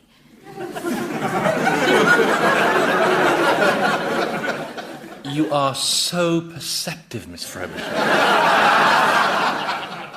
You're the only person who's ever spotted my little boy. I'm sorry I got you convicted of fraud and drove you to suicide. That was wrong with me. I accept that without qualification. Thank you. Funny, I've never apologised before. I've come out in a sweat. Do you think Satan plans to keep you here with me permanently? I've no idea. Why? Well, I was just wondering whether if you could learn to love me again. It's sweet of you to wonder, but it just wouldn't work out between us. We're both different people now. For a start, we're both dead. That's bound to have affected us. But there's one even more telling factor. You see, I couldn't fall in love with you all over again for the very simple, compelling reason that I'm not a moron with catship for brains. Okay. Fair enough, just checking. I'm just sorry to disappoint you. No, please, don't worry. It's difficult to disappoint a man with scorpions in his underpants.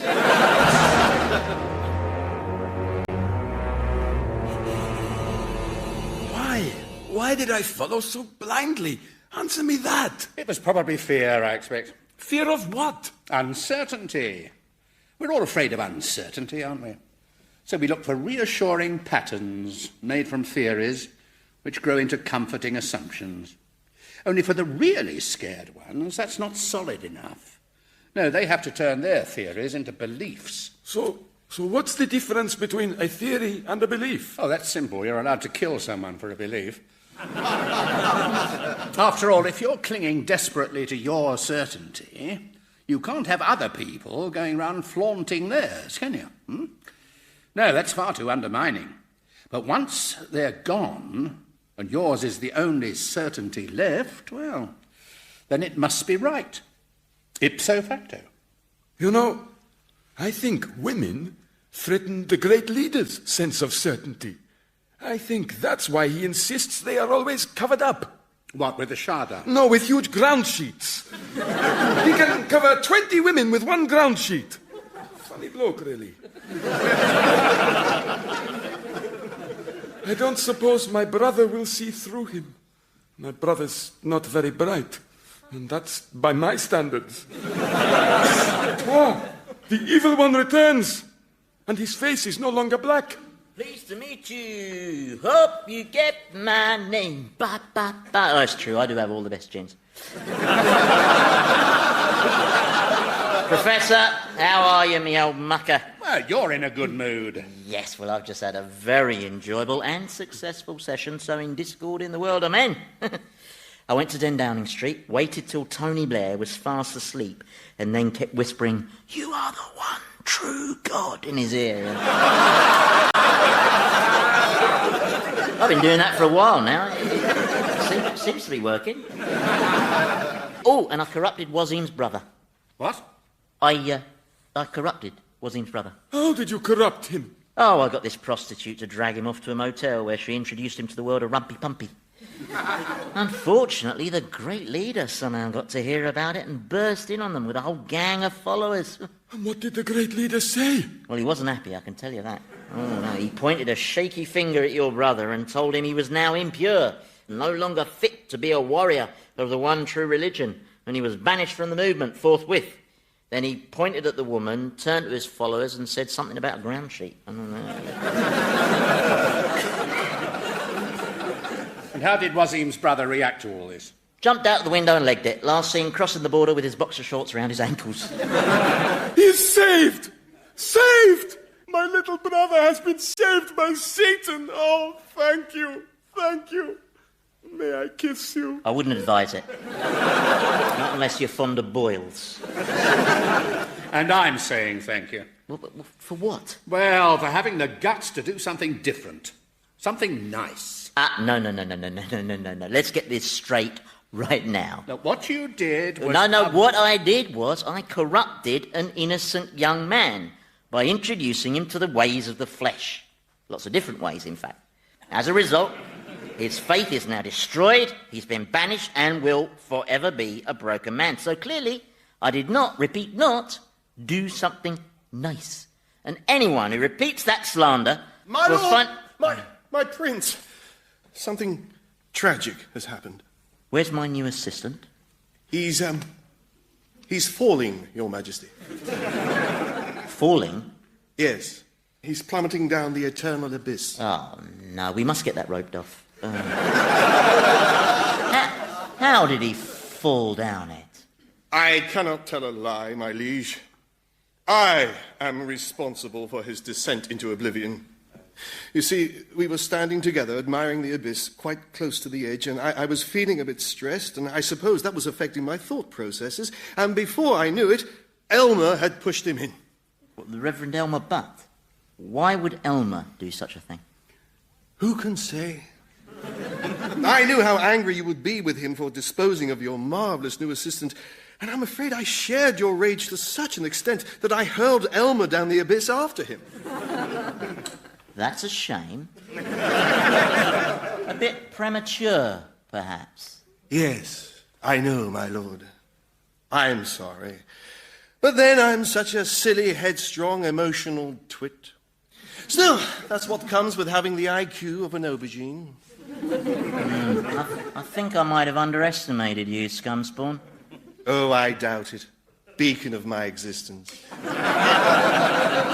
You know when you were having Wazim's brother corrupted lots of ways with the prostitute? Yes?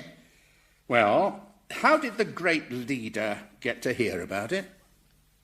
Well, search me. Perhaps the sex was very noisy. I don't know. You're scared again, aren't you? I am not. You are. Why can't you just admit you did something decent? That's what you want to believe, isn't it, Prof? It's your delusion of choice. Well, I'm sorry. I really cannot allow you to disseminate any notion that I've gone soft. You forced me to take measures. Thomas, now, how's it been going with Miss Frobisher? Oh, fine. I was thinking, if you're pushed for accommodation, she could continue to stay with me if you like. Good Lord, no, the woman suffered enough. Yeah, even I'm not that cruel. No, now, Thomas, I've got a bit of a problem. You see, recent developments dictate that I have to make an example of somebody. Oh, no. Yep. Right, so, tell me, Thomas, are you a big fan of origami?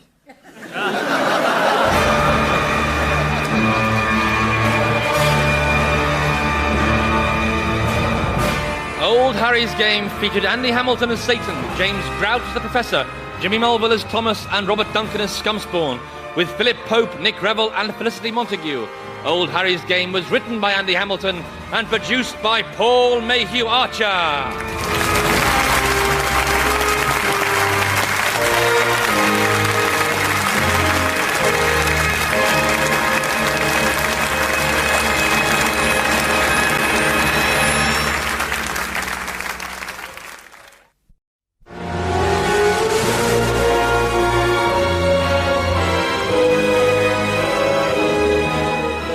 Old Harry's Game by Andy Hamilton, starring James Grouch as the Professor, Jimmy Mulville as Thomas, Robert Duncan as Scumspawn, and Andy Hamilton as Satan.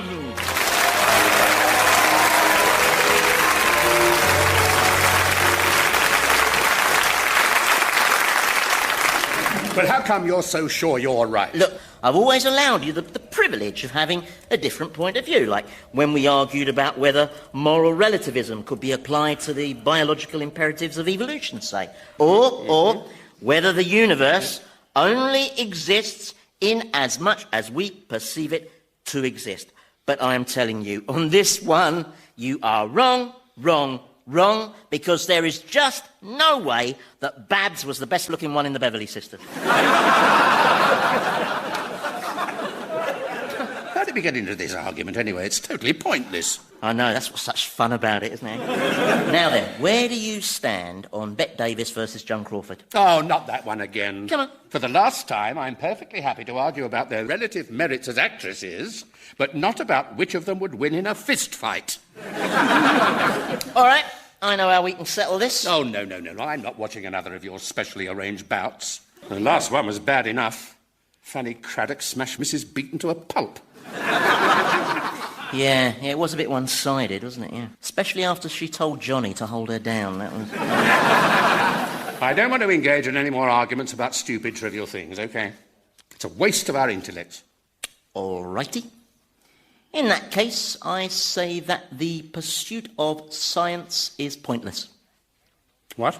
In that, any knowledge man acquires, he always misuses. It always ends in tears. Well, just look at Adam. If he hadn't tasted that apple... Well, that was your doing, wasn't it? I was nowhere near the Garden of Eden when all that happened. Oh, I see. So it was a rare species of talking snake, was it? That just happened to point out the apple from the tree of knowledge to Adam and Eve. There was no snake, no tree of knowledge. What's the matter with you? Oh, so what happened then? Well, God just threw them out for scrumping, didn't he? You know what he's like. He's an angry God. Hates having his fruit nicked. I'm surprised that you're a man of science, mistaking the Bible for a factual document. It's a Hebrew version of the Daily Sport.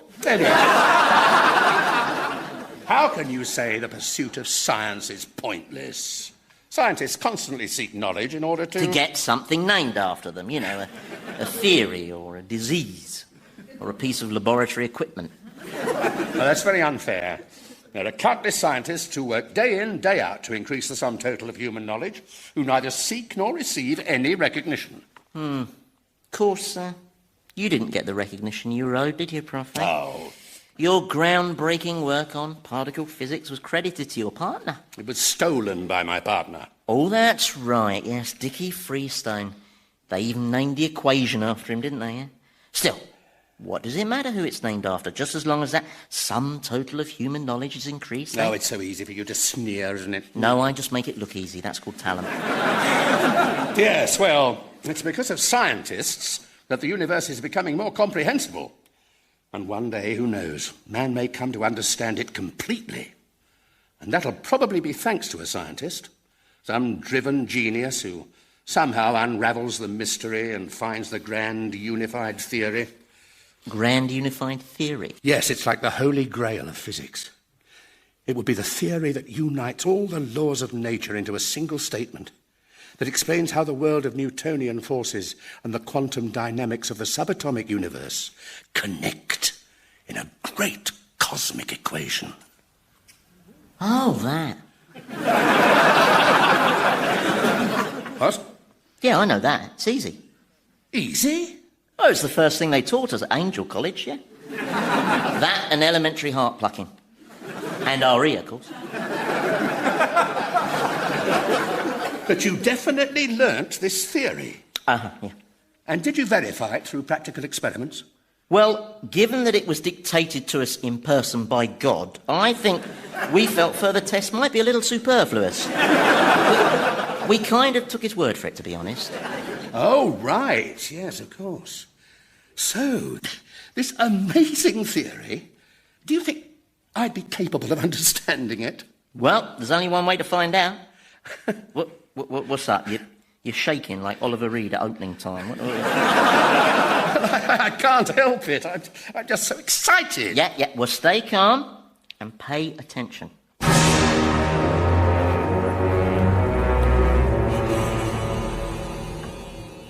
Hello there, Thomas. Oh, hello. Just doing the rounds, dishing out the old torments. Demon's work is never done, eh? I've just been doing Torquemada. That's always an odd experience. Really? Yes, because while you're tormenting him, he keeps complimenting you on your technique. It's a bit unnerving, really. Now then, I think we'll go with scourging. I've got this new flail with envenomed barbs, see? Sort of it poisons the flesh as it rips it open. Are you okay? Oh, you seem a bit depressed. I can't believe you said that. Maybe I'm projecting emotionally because, well, I'm feeling a bit down, to be honest. You see, I've been trying for ages now to convince Satan that I'm the demon he should appoint as his new deputy, but well, he obviously doesn't rate me. Says I've got the intellect of a courgette. Oh. It's a bit insulting, isn't it? Is it? I wasn't sure what amount of intellect a courgette has. I wish I didn't need Satan's approval so desperately. Ah, well, that's your big mistake, you see. If you're needy, you just lay yourself wide open and people take advantage. That is so true. Yeah, you have to say to yourself, I don't need anyone's approval. In fact, I don't need anyone. I don't need anyone. That's the ticket. I don't need anyone. That will be my new motto. Thank you, Thomas. Pleasure. Now, if you don't mind, I'm just going to flay the skin off your back. Nothing personal. Fair enough. Ow!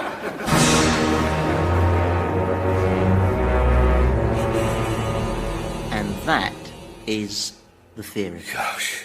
Did you understand it? Yes, I did. It's beautiful.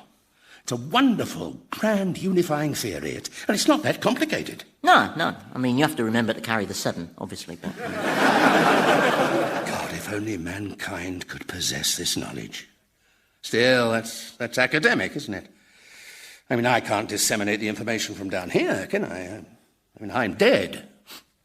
So I can't possibly publish. Well, that is right, isn't it? Yeah. That's right, yes. I mean, even if you wrote it up, the only way you could get your manuscript published was if someone transported it into the dimension of the living. Exactly. And someone would have to do that for me, wouldn't they? Yes, somebody would. Yes, somebody who can move freely between the worlds of the living and the dead. Who do I know can do that? Doris Stokes, maybe, or... Stop pissing about. It's you. You could do it. I'm asking you. So, you want me to travel to the world of men and arrange for the publication of this theory of everything? Yes. With you as the author? Well, yes. But I only want to publish in order to advance man's knowledge, extend humanity's scientific and spiritual horizons. And give 2 fingers to Dickie Freestone. And that, yes. Well, Prof, it seems to me that, in part, your motives are self-regarding and unworthy. Which means I'm allowed to help you.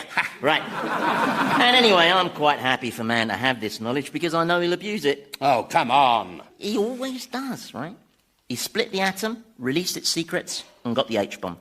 He solved the mystery of flight, shrunk the globe, and got Judith Chalmers. It is uncanny. I mean... Well, I'm confident that man will use this understanding of how the universe works to move on to a new and higher spiritual plane. I feel one of our bets coming. You know, like our wager on whether the repulsive Thomas can develop a conscience. Which you haven't won yet, by the way. I can wait.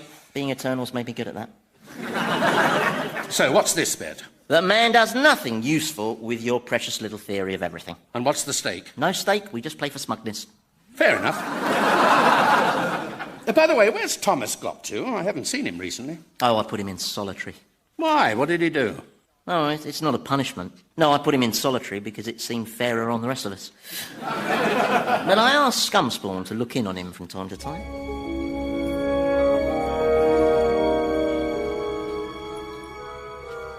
Ow! Ah! Oh, I don't know. I feel like I'm just going through the motions. It's a real down. Oh, my heart bleeds.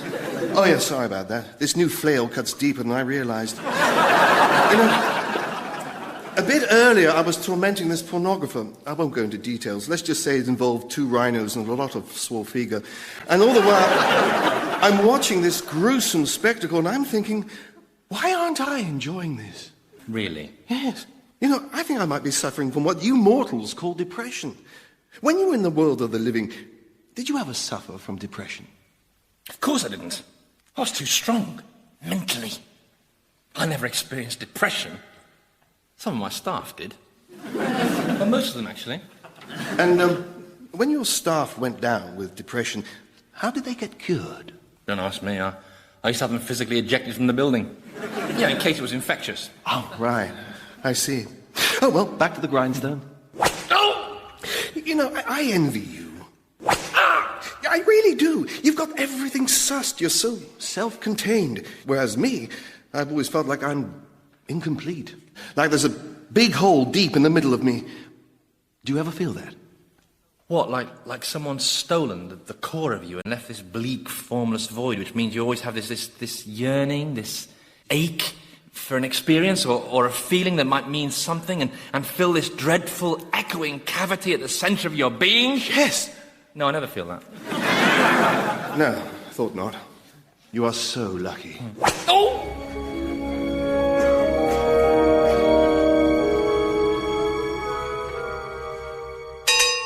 Seconds out and box. Take that, Crawford, you bitch! And that! Okay, Bet, you win. You win. Well, I said you would. Well done. Yeah. But stop kicking Joan now. She's unconscious. That's a bit unsporting, isn't it, eh? Yeah, all right. I finished it. What? I finished the manuscript. See? So, if you can just get it to the world of the living and get someone to publish it. Yes. Well, if you're really serious about getting this manuscript published, I just wonder if you've chosen the right title. Oh, why? What's wrong with it? The Theory of Everything, based on a conversation with Satan. Now, call me pessimistic, but I just feel that might raise a bit of a question mark about your credibility as an author. Similarly, this opening sentence. Since my admission to hell, I have had many marvellous experiences. But it's the truth. The truth's got nothing to do with it. We're talking about publishing here, and the truth is that if you mention this place or me, then your manuscript will be dismissed as the work of a crank. So you're saying remove all references to Satan? Yes, including the one in the list of thank yous. But then, how do I explain having acquired this extraordinary knowledge and insight?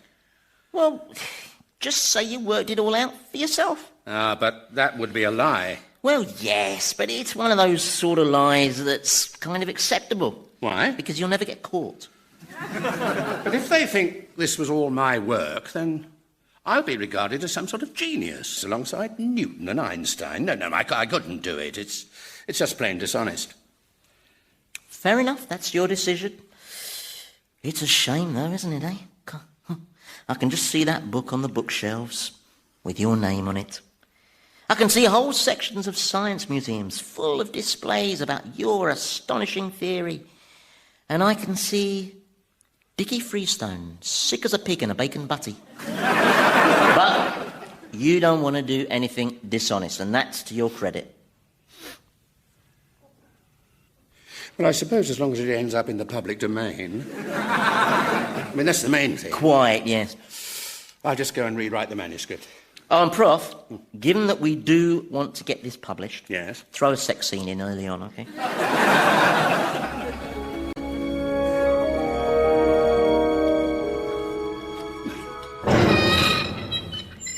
Hello again, Thomas. No, that's not fair. I mean, my turn can't have come round again so soon. Well, I'll be honest with you, Thomas. I have pulled you forward in the schedule a bit because I wanted some more valuable advice. Mm-hmm. Well, only if we do a deal. I'll give you advice, and in return, you don't lash my back till it's a frothy red soup. No, sorry. Satan would go bananas if I spared you a lashing, but I'll let you into a little secret. I have softened the ends of my flail with fairy liquid. Just for you. You're all heart. Thanks. Actually, we demons don't have a heart as such. In fact, we don't have internal organs. Our bodies just contain several gallons of bile. Yeah. This bile is yellowish. Yeah. I've seen your bile, thank you. Have you? Yes, it comes hurtling out of your ears at jet-propelled speed whenever you get nervous. Oh, yes, it's so embarrassing when that happens.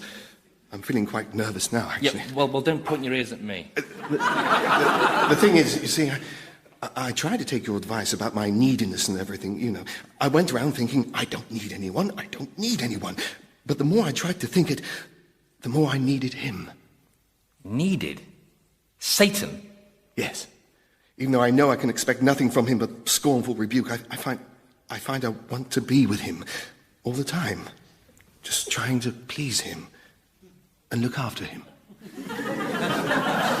Are you telling me that you're in love with Satan, the Prince of Darkness? Yes. I mean, not physically, obviously. No, I'm not a weirdo or anything. But emotionally, I have these feelings for him, and what's more, I keep getting this urge to tell him about my feelings. Tell Satan that you are in love with him? Yes. How do you think he would take it?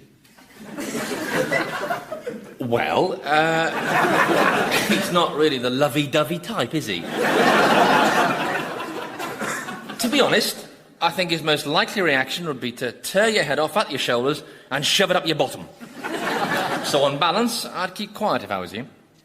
Yes. Trouble is, I'm not sure I can manage that.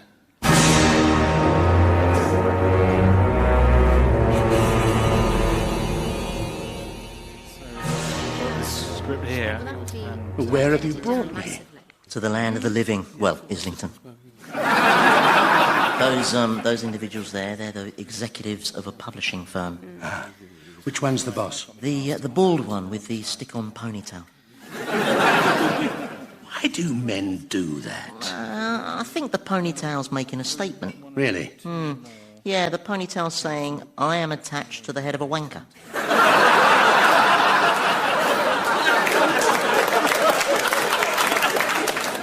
So, who owns this publishing firm then? OK, so that's agreed. We print around 3 million copies of China, a Beaut of a Country. Oh, it's one of Murdoch's, is it? Right. OK, update on the new Jeffrey Archer novel. Apparently he's only written the first sentence, but the biddings reached 6 million. Yeah, but if we do get this, people, let's think multimedial globality, OK? Nothing is just a book anymore. It's a launchpad, a gateway into computer games, CD-ROMs, digital PlayStations. Think synergy, think big picture, think tomorrow, because if you don't think tomorrow, you're already thinking yesterday. So let's kick ass on this one, people. Yes, thank you, Toby. That would be all. I'll tell you, that has to be the cockiest tea-boy we've ever had. Anything else? Well, it is this. Ah, here we go, Prof. It's a manuscript that I found at the bottom of my in tray. It's a bit of a mystery how it got there, frankly. It's written in what looks like charcoal, and the paper is scorched in several places. But basically, it's this chap's grand theory of the physics of the universe, and it's fascinating. And science books are doing very well at the moment. That's right. I mean, science is the new cookery. And what I like about this is it feels very millennial. This sort of topic chimes with the mood of the age, reflective, spiritual, post-Diana. So we can milk all that and make a fortune. Who's the author? Professor Richard Hope. Sadly, he must have sent this manuscript in ages ago, and it must have got lost internally or something, because when I made inquiries about him, I discovered that he'd been killed in a car crash. Killed? Yes.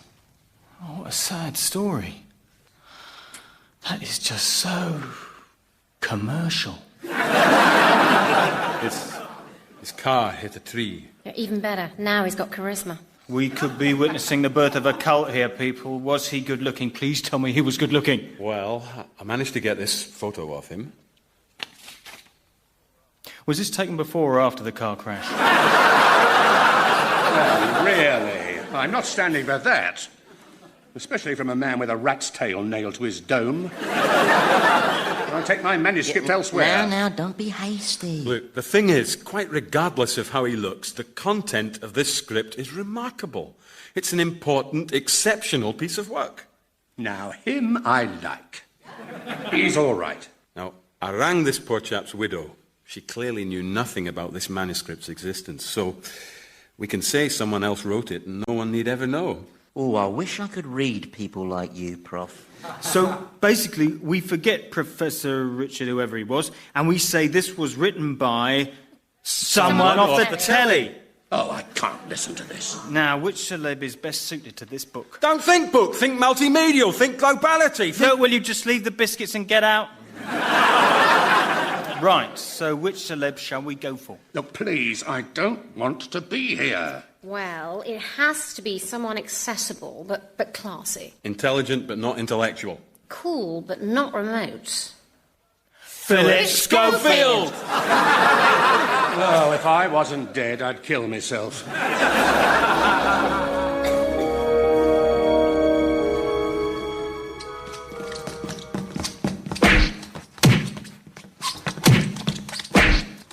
Cool. Hey, this is a good contest, isn't it, eh, Prof, eh? Poor Bet Davis has taken a bit of a hammering this time. Eat my fist, Davis, you tight-ass bitch!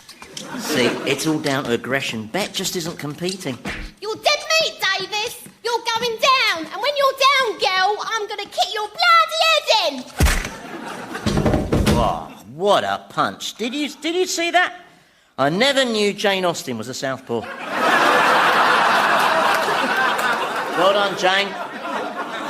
My God, you must be so bored to want to just sit around watching these stupid fights. There's nothing stupid about fighting, Baldy. Oh, be quiet, woman. Hey, do you want some power? I'll give it to you. Jane, leave it. He's not worth it.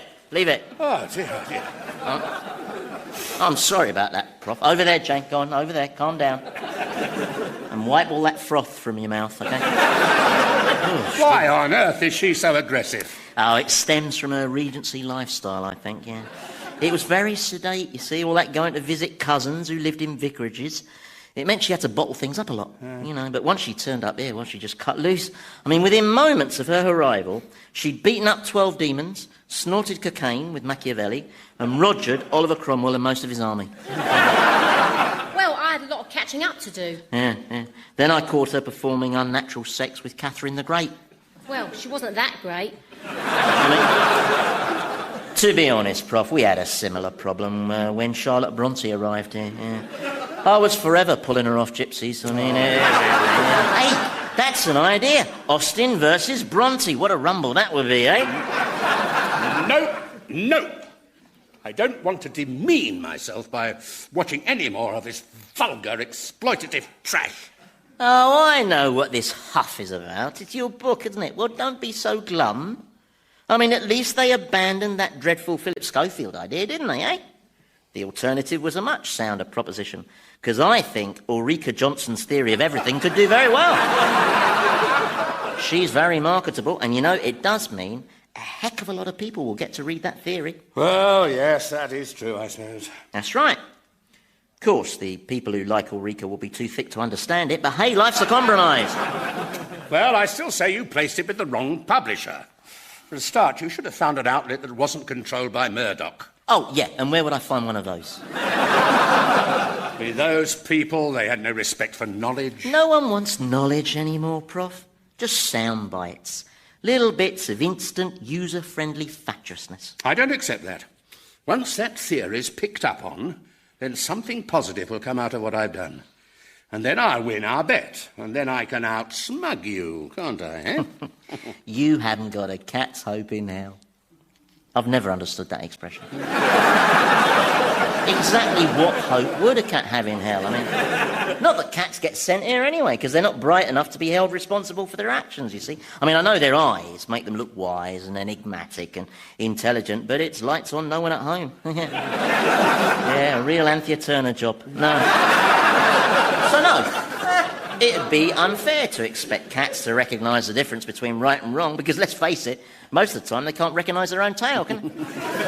How did I get onto this? Master, Oh, what are you doing here? I need to speak with you. I was wondering if your Supremeness has finally chosen his new deputy yet. I'm about to undertake the next round of interviews, yes. But before you ask, no, you're not in the frame, OK? Because I tell you, Scumspawn, it'll be a cold day in hell. Oh, that's another one I don't understand. I mean, we don't even have days here. There is no time down here. That's why no one ever turns up for meetings. I mean... Master, I think you're making a big mistake. What mistake am I making? Overlooking me for the post. I deserve to be your deputy because of my loyalty and devotion. You're going to start licking mahoos again, aren't you? No, Master, I just... Oh, it's no use. I have this feeling that it's just too powerful to ignore. It's a wonderful feeling, although its intensity is frightening. And I just want to shout out loud. What is this feeling? Well, my prince, my lord, I can't keep this secret any longer. Yes? I don't need anyone. You don't need anyone? No, I don't need anyone at all. I'm certainly not in love, and I've never softened my flail with any liquid soap. Whatever you may hear, not that I care what you think of me, because I'm mentally tough.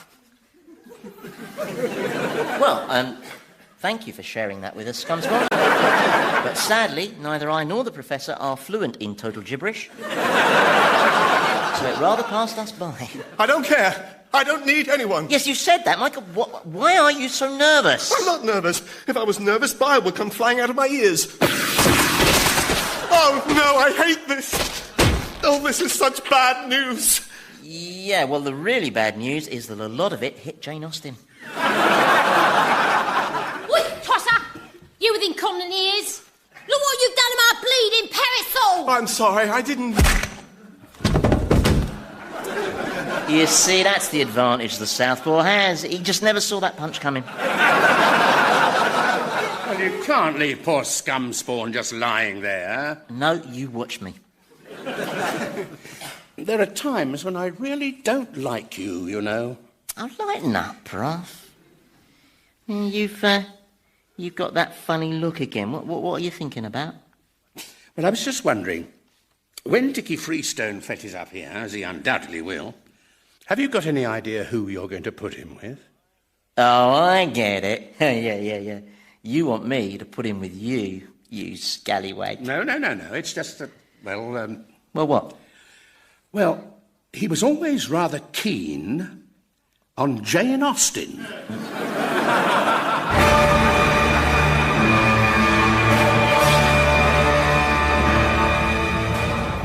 Old Harry's Game featured Andy Hamilton as Satan, James Grout as the Professor, Jimmy Melville as Thomas, Robert Duncan as Scumspawn, with Felicity Montague, Philip Pope and Nick Revell. The programme was written by Andy Hamilton and produced by Paul Mayhew Archer.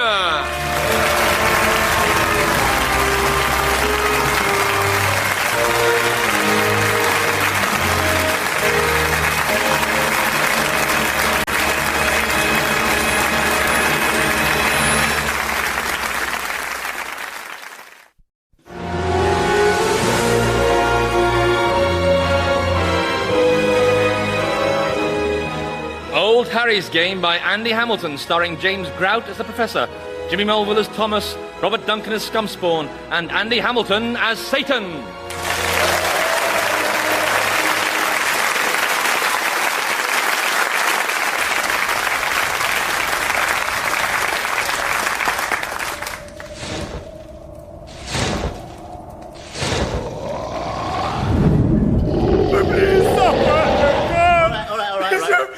Calm down, take it easy. Deep breaths. Dear, oh dear. Listen, mate, given that you're here for eternity, you're going to have to toughen up emotionally. I'm sorry. You can't put yourself through that every time you hear the dreaded beating of my wings. Now then, I've got your file here. Yes. New arrival. You are E.F. Tibbs. Yes. How did I die? In midair. Yeah, you were crossing the road and a Mitsubishi Shogun hit you at 90 miles an hour. But it was a very nice funeral. Very nice. Even if you were buried in a jiffy bag. Now, according to the file, you were a food critic. What did that involve? Well, basically, I'd go to top fashionable restaurants and write elegant, witty articles about food.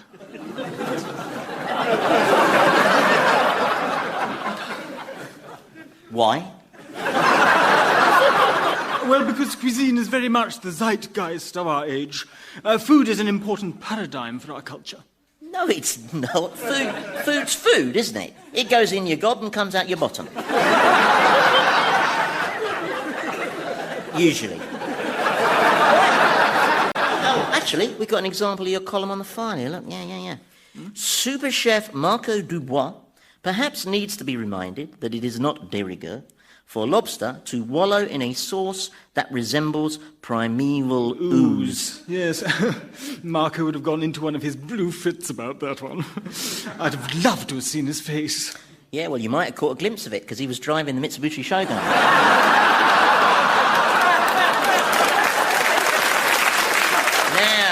Now, I have to come up with an appropriate torment for you. An appropriate torment? Yeah, you know, like, for instance, if you were, say, the executive of a tobacco firm, then demons would force tar down your throat while insisting there was no objective evidence that it was doing you any harm. Oh. Yeah, I'm pretty ingenious. I can think up a suitable punishment for just about anyone, really. Apart from Man City fans. They're impossible to torment. Yeah, they've seen too much.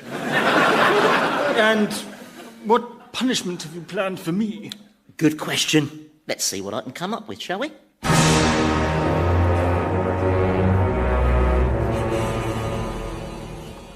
Oh, dear. Look, you asked for my opinion, you said, did I think it was justifiable to switch off the life support of someone who's terminally ill, and I said, yes, because it saves on electricity. Am I wrong? Do you know that feeling that you're banging your head against a brick wall? No, I know that feeling of banging someone else's head against a brick wall. Used to do it to my brother. Well, till that business with the coma. What? Why are you looking at me like that? No, I know when I'm beaten. What? I had thought that deep down, if I dug far enough, I'd find a spark of humanity in you. But I can't help you change, so I give up. You can't do that. I just did. No, you're the only hope I've got. Otherwise, I face an eternity of feeling empty and being persecuted for it by Satan. Why does he pick on me so much? Well, I think you remind him of someone. You cannot give up on me. Now, look, I've done my best. I know what all this is about. Yeah. Satan told you that theory of how the universe works. You wrote it up into that precious book. Then he got it to that publishers for you, but they took your name off it and replaced you with Ulrika Johnson, didn't they, eh? And now you got the hump and you're taking it out on me. Oh, that's absurd, and quite frankly, Yo, dudes, how's it hanging? Oh, you look like you need cheering up, Prof. Do you want to come and watch someone being thermidored by a giant lobster? No, I'm tired of your sadistic little freak shows. Ooh, I see Mr. Hoity-Toity's home. He's in a sulk. Did I give you an invite to this conversation, Thomas? Well, no, I exactly. was just sort of... So keep your mouth shut. I'll nail your tongue to that puff adder again. Now, Professor, you look about as happy as Bill Clinton's zip mender, so... if it's about Ulrika and the book, I can... Unleash, my all-powerful prince, my king of most kingly kings. Oh, it's Hades' answer to Uriah Heep. I've been looking for you. You're always looking for me. It's like having a stalker. Well, I was just wondering if there was any service I could do you, any worshipful act whereby I could prove my total devotion to you. There is something you could do for me, actually, yeah? Speak, and 'tis done. Well, I was wondering if you could deploy those incredibly powerful jaws of yours. Oh, yes. And those fantastically sharp fangs. Yes. And very, very slowly eat yourself. Eat myself? Yes, from the feet up. Why, is that a problem? Well, it will be when I reach the head. Yeah, you said you wanted to prove your devotion to me, so I'm sure you'll find a way of devouring yourself completely, and thus permanently removing your irritating little self from my royal presence. In the meantime, Prof, I've something to show you. Take hold of my claw. We're going up, up, up. Do you think he was joking about the eating thing? I don't think he was, no. Oh, well.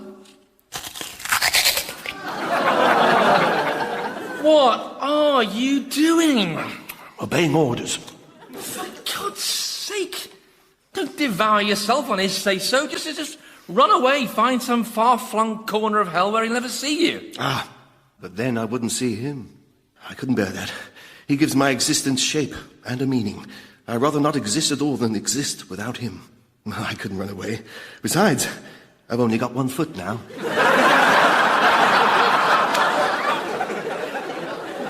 But why? Why do you worship him like this? He treats you with total contempt, like you're a pile of dog crap. Well, that's love for you.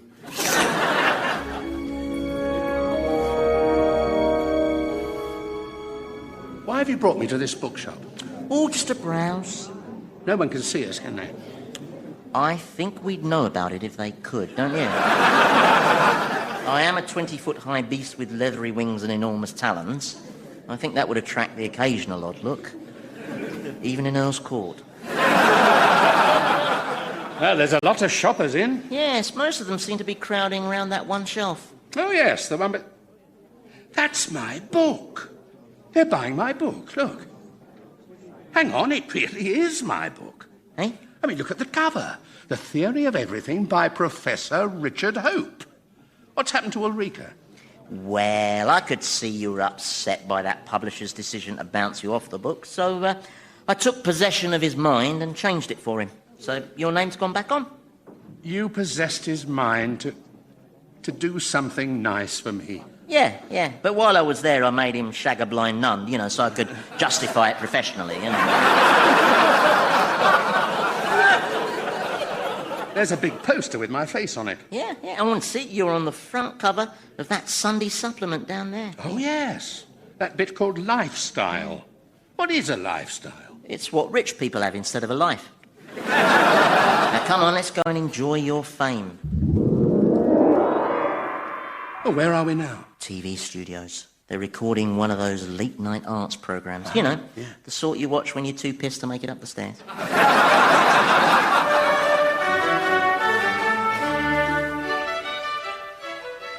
Good evening and welcome to Perspective. Tonight we look at this book, The Theory of Everything, by the late Professor Richard Hope, is currently taking the literary and scientific worlds by storm. To review it, we have novelist and commentator Scarlett Doherty. Good evening. And from the scientist's viewpoint, the world-famous physicist, Professor Dickie Freestone. Good evening. What? Why are they asking that two-faced lonesome?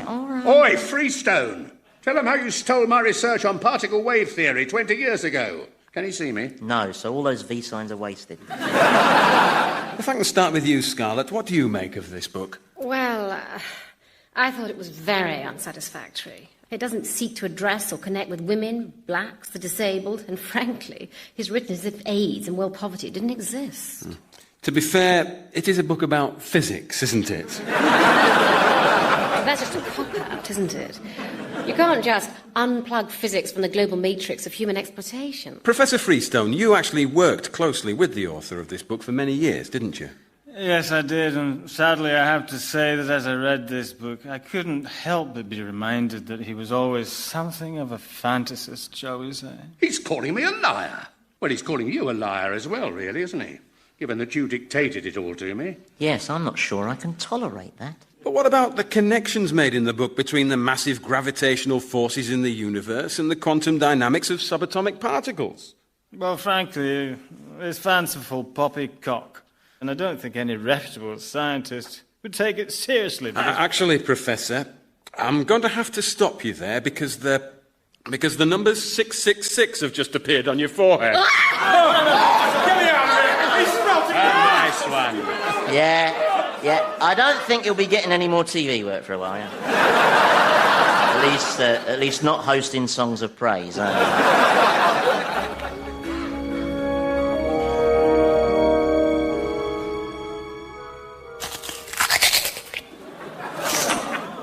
Do you have to do that here? What? Well, it's not exactly family viewing, you know. Well, I can't go anywhere now, can I? Well, not unless you carry me. And you're doing all this Out of love. I'm very lucky, really. I don't know of any other demon who's experienced love. It's not something we're known for. What about you? As a fleshling, you're bound to have encountered it, I suppose. Well, I mean, there were loads of women I fancied, but none I would have eaten myself for. Fancying, that's like love, isn't it? Well, it's the physical bit, yeah, but you don't have to bother with all that pretending to be interested in them as people and all that other girly stuff. Oh, right. Yeah. Look, why don't you slow down? You'll give yourself indigestion. Where's the hurry? What? I'm trying to get to my bottom and eat it before I need to go to the toilet. Otherwise, I'm going to end up back at square one, rather. Right, of course. I had to ask.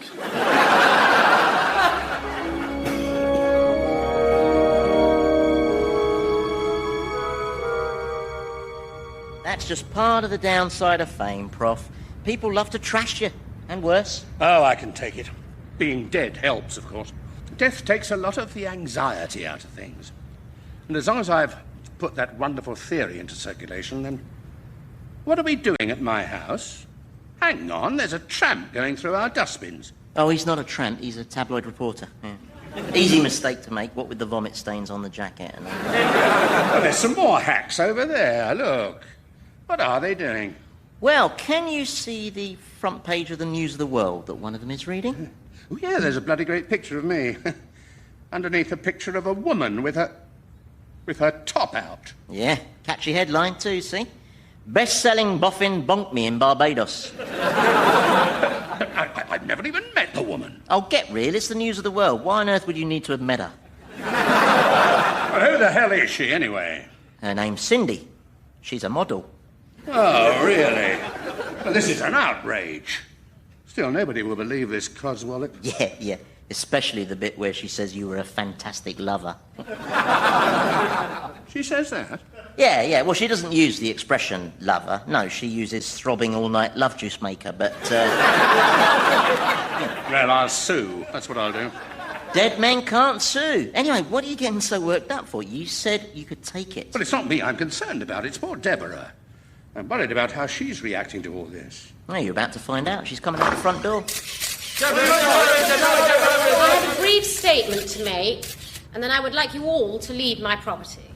I have read the ludicrous allegations made by Miss Cindy Honeygroin concerning her supposed relationship with my late husband. She is clearly a seedy opportunist and a liar. At no time did my husband ever visit the island of Barbados. You tell him, Deborah. And furthermore, he was physically incapable of many of the sexual positions she described.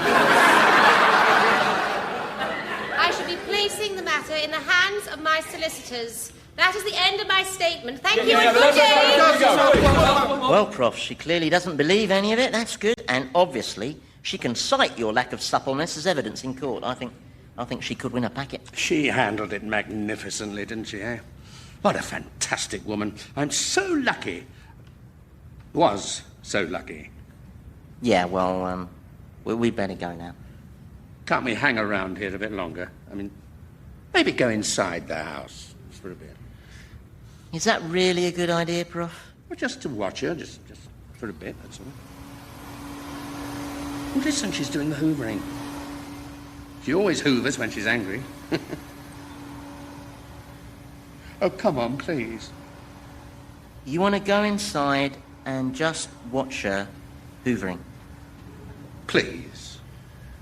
You like to live in the fast lane, don't you, eh?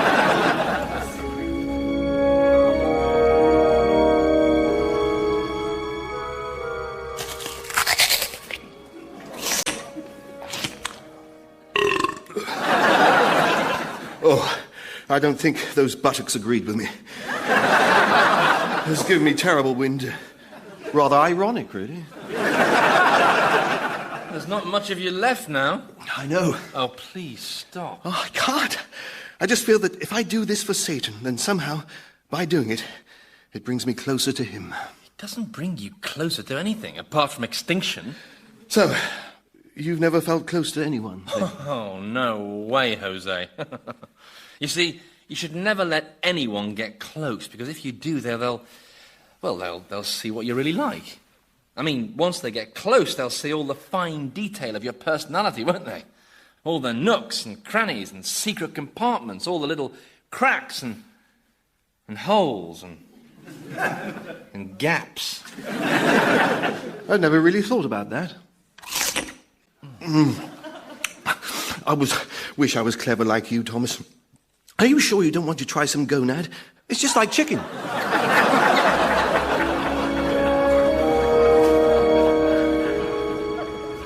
I hope you didn't mind my dragging you away like that, Prof, but to be honest with you, I found watching your wife sleep in a chair a bit boring, really.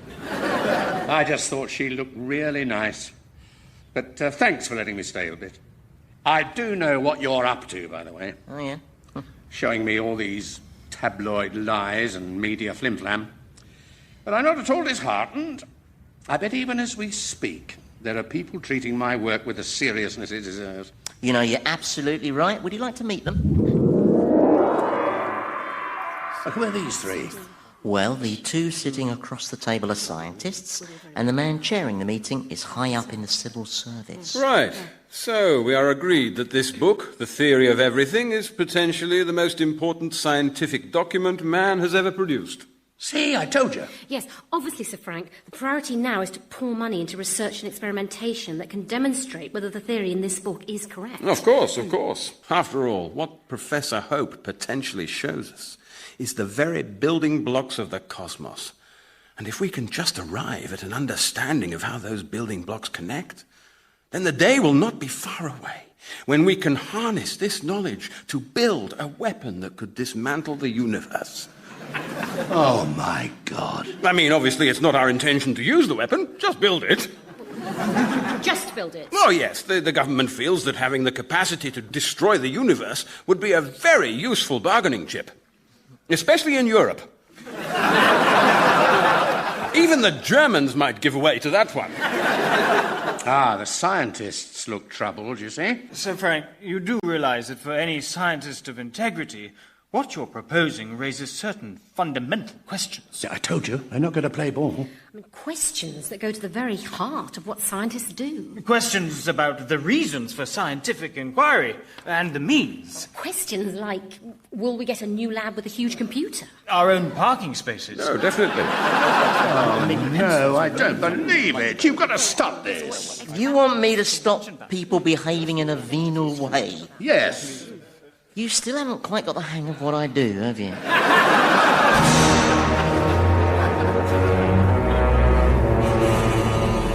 Oh, come on, Prof. Cheer up. So you lost the bet. Lost what bet? You remember, when I agreed to allowing the theory of everything to go into print, I predicted it would end in tears. What, just because some pinstripe maniac wants a bomb built? I mean, that proves nothing. Yeah, but... I don't suppose they'll ever manage to devise that weapon. In the meantime, that theory may be put to use in many constructive applications. All right, forget it. I'll get an headache. All right, we'll say the bet's still on. Yes. You have won our other bet, though. Our other bet? Yes, I can't find any humanity in Thomas, so you win. You do recall what the stake was, don't you? Yeah. If I won, you were going to let Deborah stay with me, and if she ended up in this place. Well, she's bound to end up in heaven, isn't she? Hey? She's a fine woman, moral, decent. Does she believe in God? Do you know at all? No, she doesn't. Ah. He doesn't like that. She's got a questioning mind. Yes, he's not too keen on those either. What he really likes is mindless subservience. I know. As a god, he should be bigger than that, but he's probably a bit used to getting his own way, you know. So, Deborah will end up here, then? Yeah, but it'll be ages yet, won't it, eh? She looked the picture of health, didn't she? Physically very strong. You could see that when she pushed that photographer off that window ledge. Now then, I just want to check that Scumspawn's carried out my orders and become his own waste disposal unit. Nearly finished, my liege. No, you haven't. You're only just up to your ribcage. Well, there are certain logistical difficulties, Your Majesty, especially after you've eaten your stomach. But I shall be gone soon enough, and when I am, perhaps then you'll realise you didn't have a more loyal servant than me. Oh, fetch a violin. Because all the other demons serve you out of fear and terror. But I've served you and sacrificed myself to your will, because I... Because you what? Because I love you. I beg your pardon. I love you. I don't fancy you. No, that would be physical and weird and probably quite dangerous. No, but I love you in the widest possible emotional sense. And, well, I just wanted to get it off my chest. And now I shall eat my chest. He loves me. That's what he said. Well, that's not supposed to happen, is it? Not down here. Oh, this is the last straw. Scumspawn, stop chewing when I'm talking to you. You drive me mad by constantly grovelling to me and pleading to be my assistant and dribbling over my hooves, and now you humiliate me with this love thing. Well, you're history, pal. I'm going to turn you into a pile of demon dust. Oh, why don't you stop picking on him? What? You heard me. You're always picking on him. You're just a big bully. Thomas. All he's done wrong is devote himself to you totally. Where's the crime in that? Just accept his love with good grace, man. This is extraordinary. I mean, you do realise what's happening here? Yes, Thomas is offering me his internal organs as an adventure playground. He's looking out for someone else. What? He's actually doing something for somebody else, for no personal gain. Oh, there must be some personal gain. This is Thomas we're talking about. But what? He's risking your terrifying wrath because he feels sorry for Scumspawn. It's a genuinely selfless act. Is it? Yes. Well, I never. Thomas, A genuinely selfless... Actually, do you mind if I sit down? Only I'm feeling a bit faint. Yes, me too. And me. Anyone want a piece of shoulder to keep the strength up? No, thank you. That's very kind. Thomas, behaving selflessly. You don't think someone started dismantling the universe already, do you, Prof? It's an amazing development. It's wonderful. It's terrifying. What do you think I should do? Well, I think you should reprieve Scumspawn and give him his torso and limbs back. Because Thomas is right, really, isn't he? Is he? Yes. Oh, all right then. Good grief, I've got my bits back. Yes, I'm sorry, Scumspawn. I was being ungracious, apparently. I am the Archangel Gabriel, sent by the great Almighty himself. Tell me, Satan, darkest of the darklings, a rumour is abroad in heaven that the mortal called Thomas has done something noble and selfless. Can this be so? It is so, yes. You must excuse me, only I'm feeling a bit faint.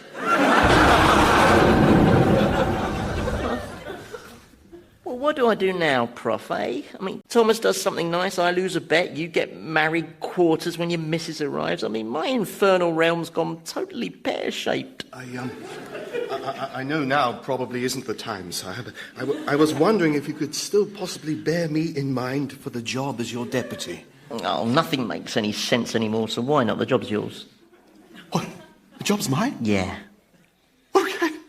Yes! Result! Yeah, you can have my job as well if you like. No, you're the king. Everyone knows that. I'm just going to tell the lads in purgatory. They'll be spitting bile. Scumspawn! Scumspawn!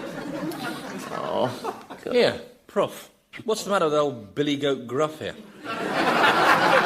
Look, he's shaking. He's scared. And I know why. You do? Yes, because every time you looked at Thomas, you saw something you recognised. An emptiness, a kind of boredom. But now, if he's changing, then... And how could I change, Prof? Well, you were once an angel who became a demon. Perhaps you could get back to being an angel. You like to go for the easy ones, don't you, Prof? No, there's no way back for me. But I tell you what, you should have seen me when I was an angel. I was so beautiful. I made Leonardo DiCaprio look like Peter Beardsley. Sire, great news. We have a new arrival to torment. It's that chef who ran over the food critic with his shogun. Fundamentalist vegetarians planted a bomb in his cassoulet. And now he's in reception, covered in frankfurters, awaiting his satanic welcome. Oh, give me one good reason why I should bother. Because you are the supreme ruler of this infernal realm, and you greet all the damned. Oh, not anymore. I've lost the will. Well then, because you are the most gifted tormentor in hell. Who else could have come up with dangling Elvis over that vat of cream buns? No, still not reason enough, I'm afraid. But you have to come and torment this chef because he's French. No, that's still... Oh, right, you took me into it.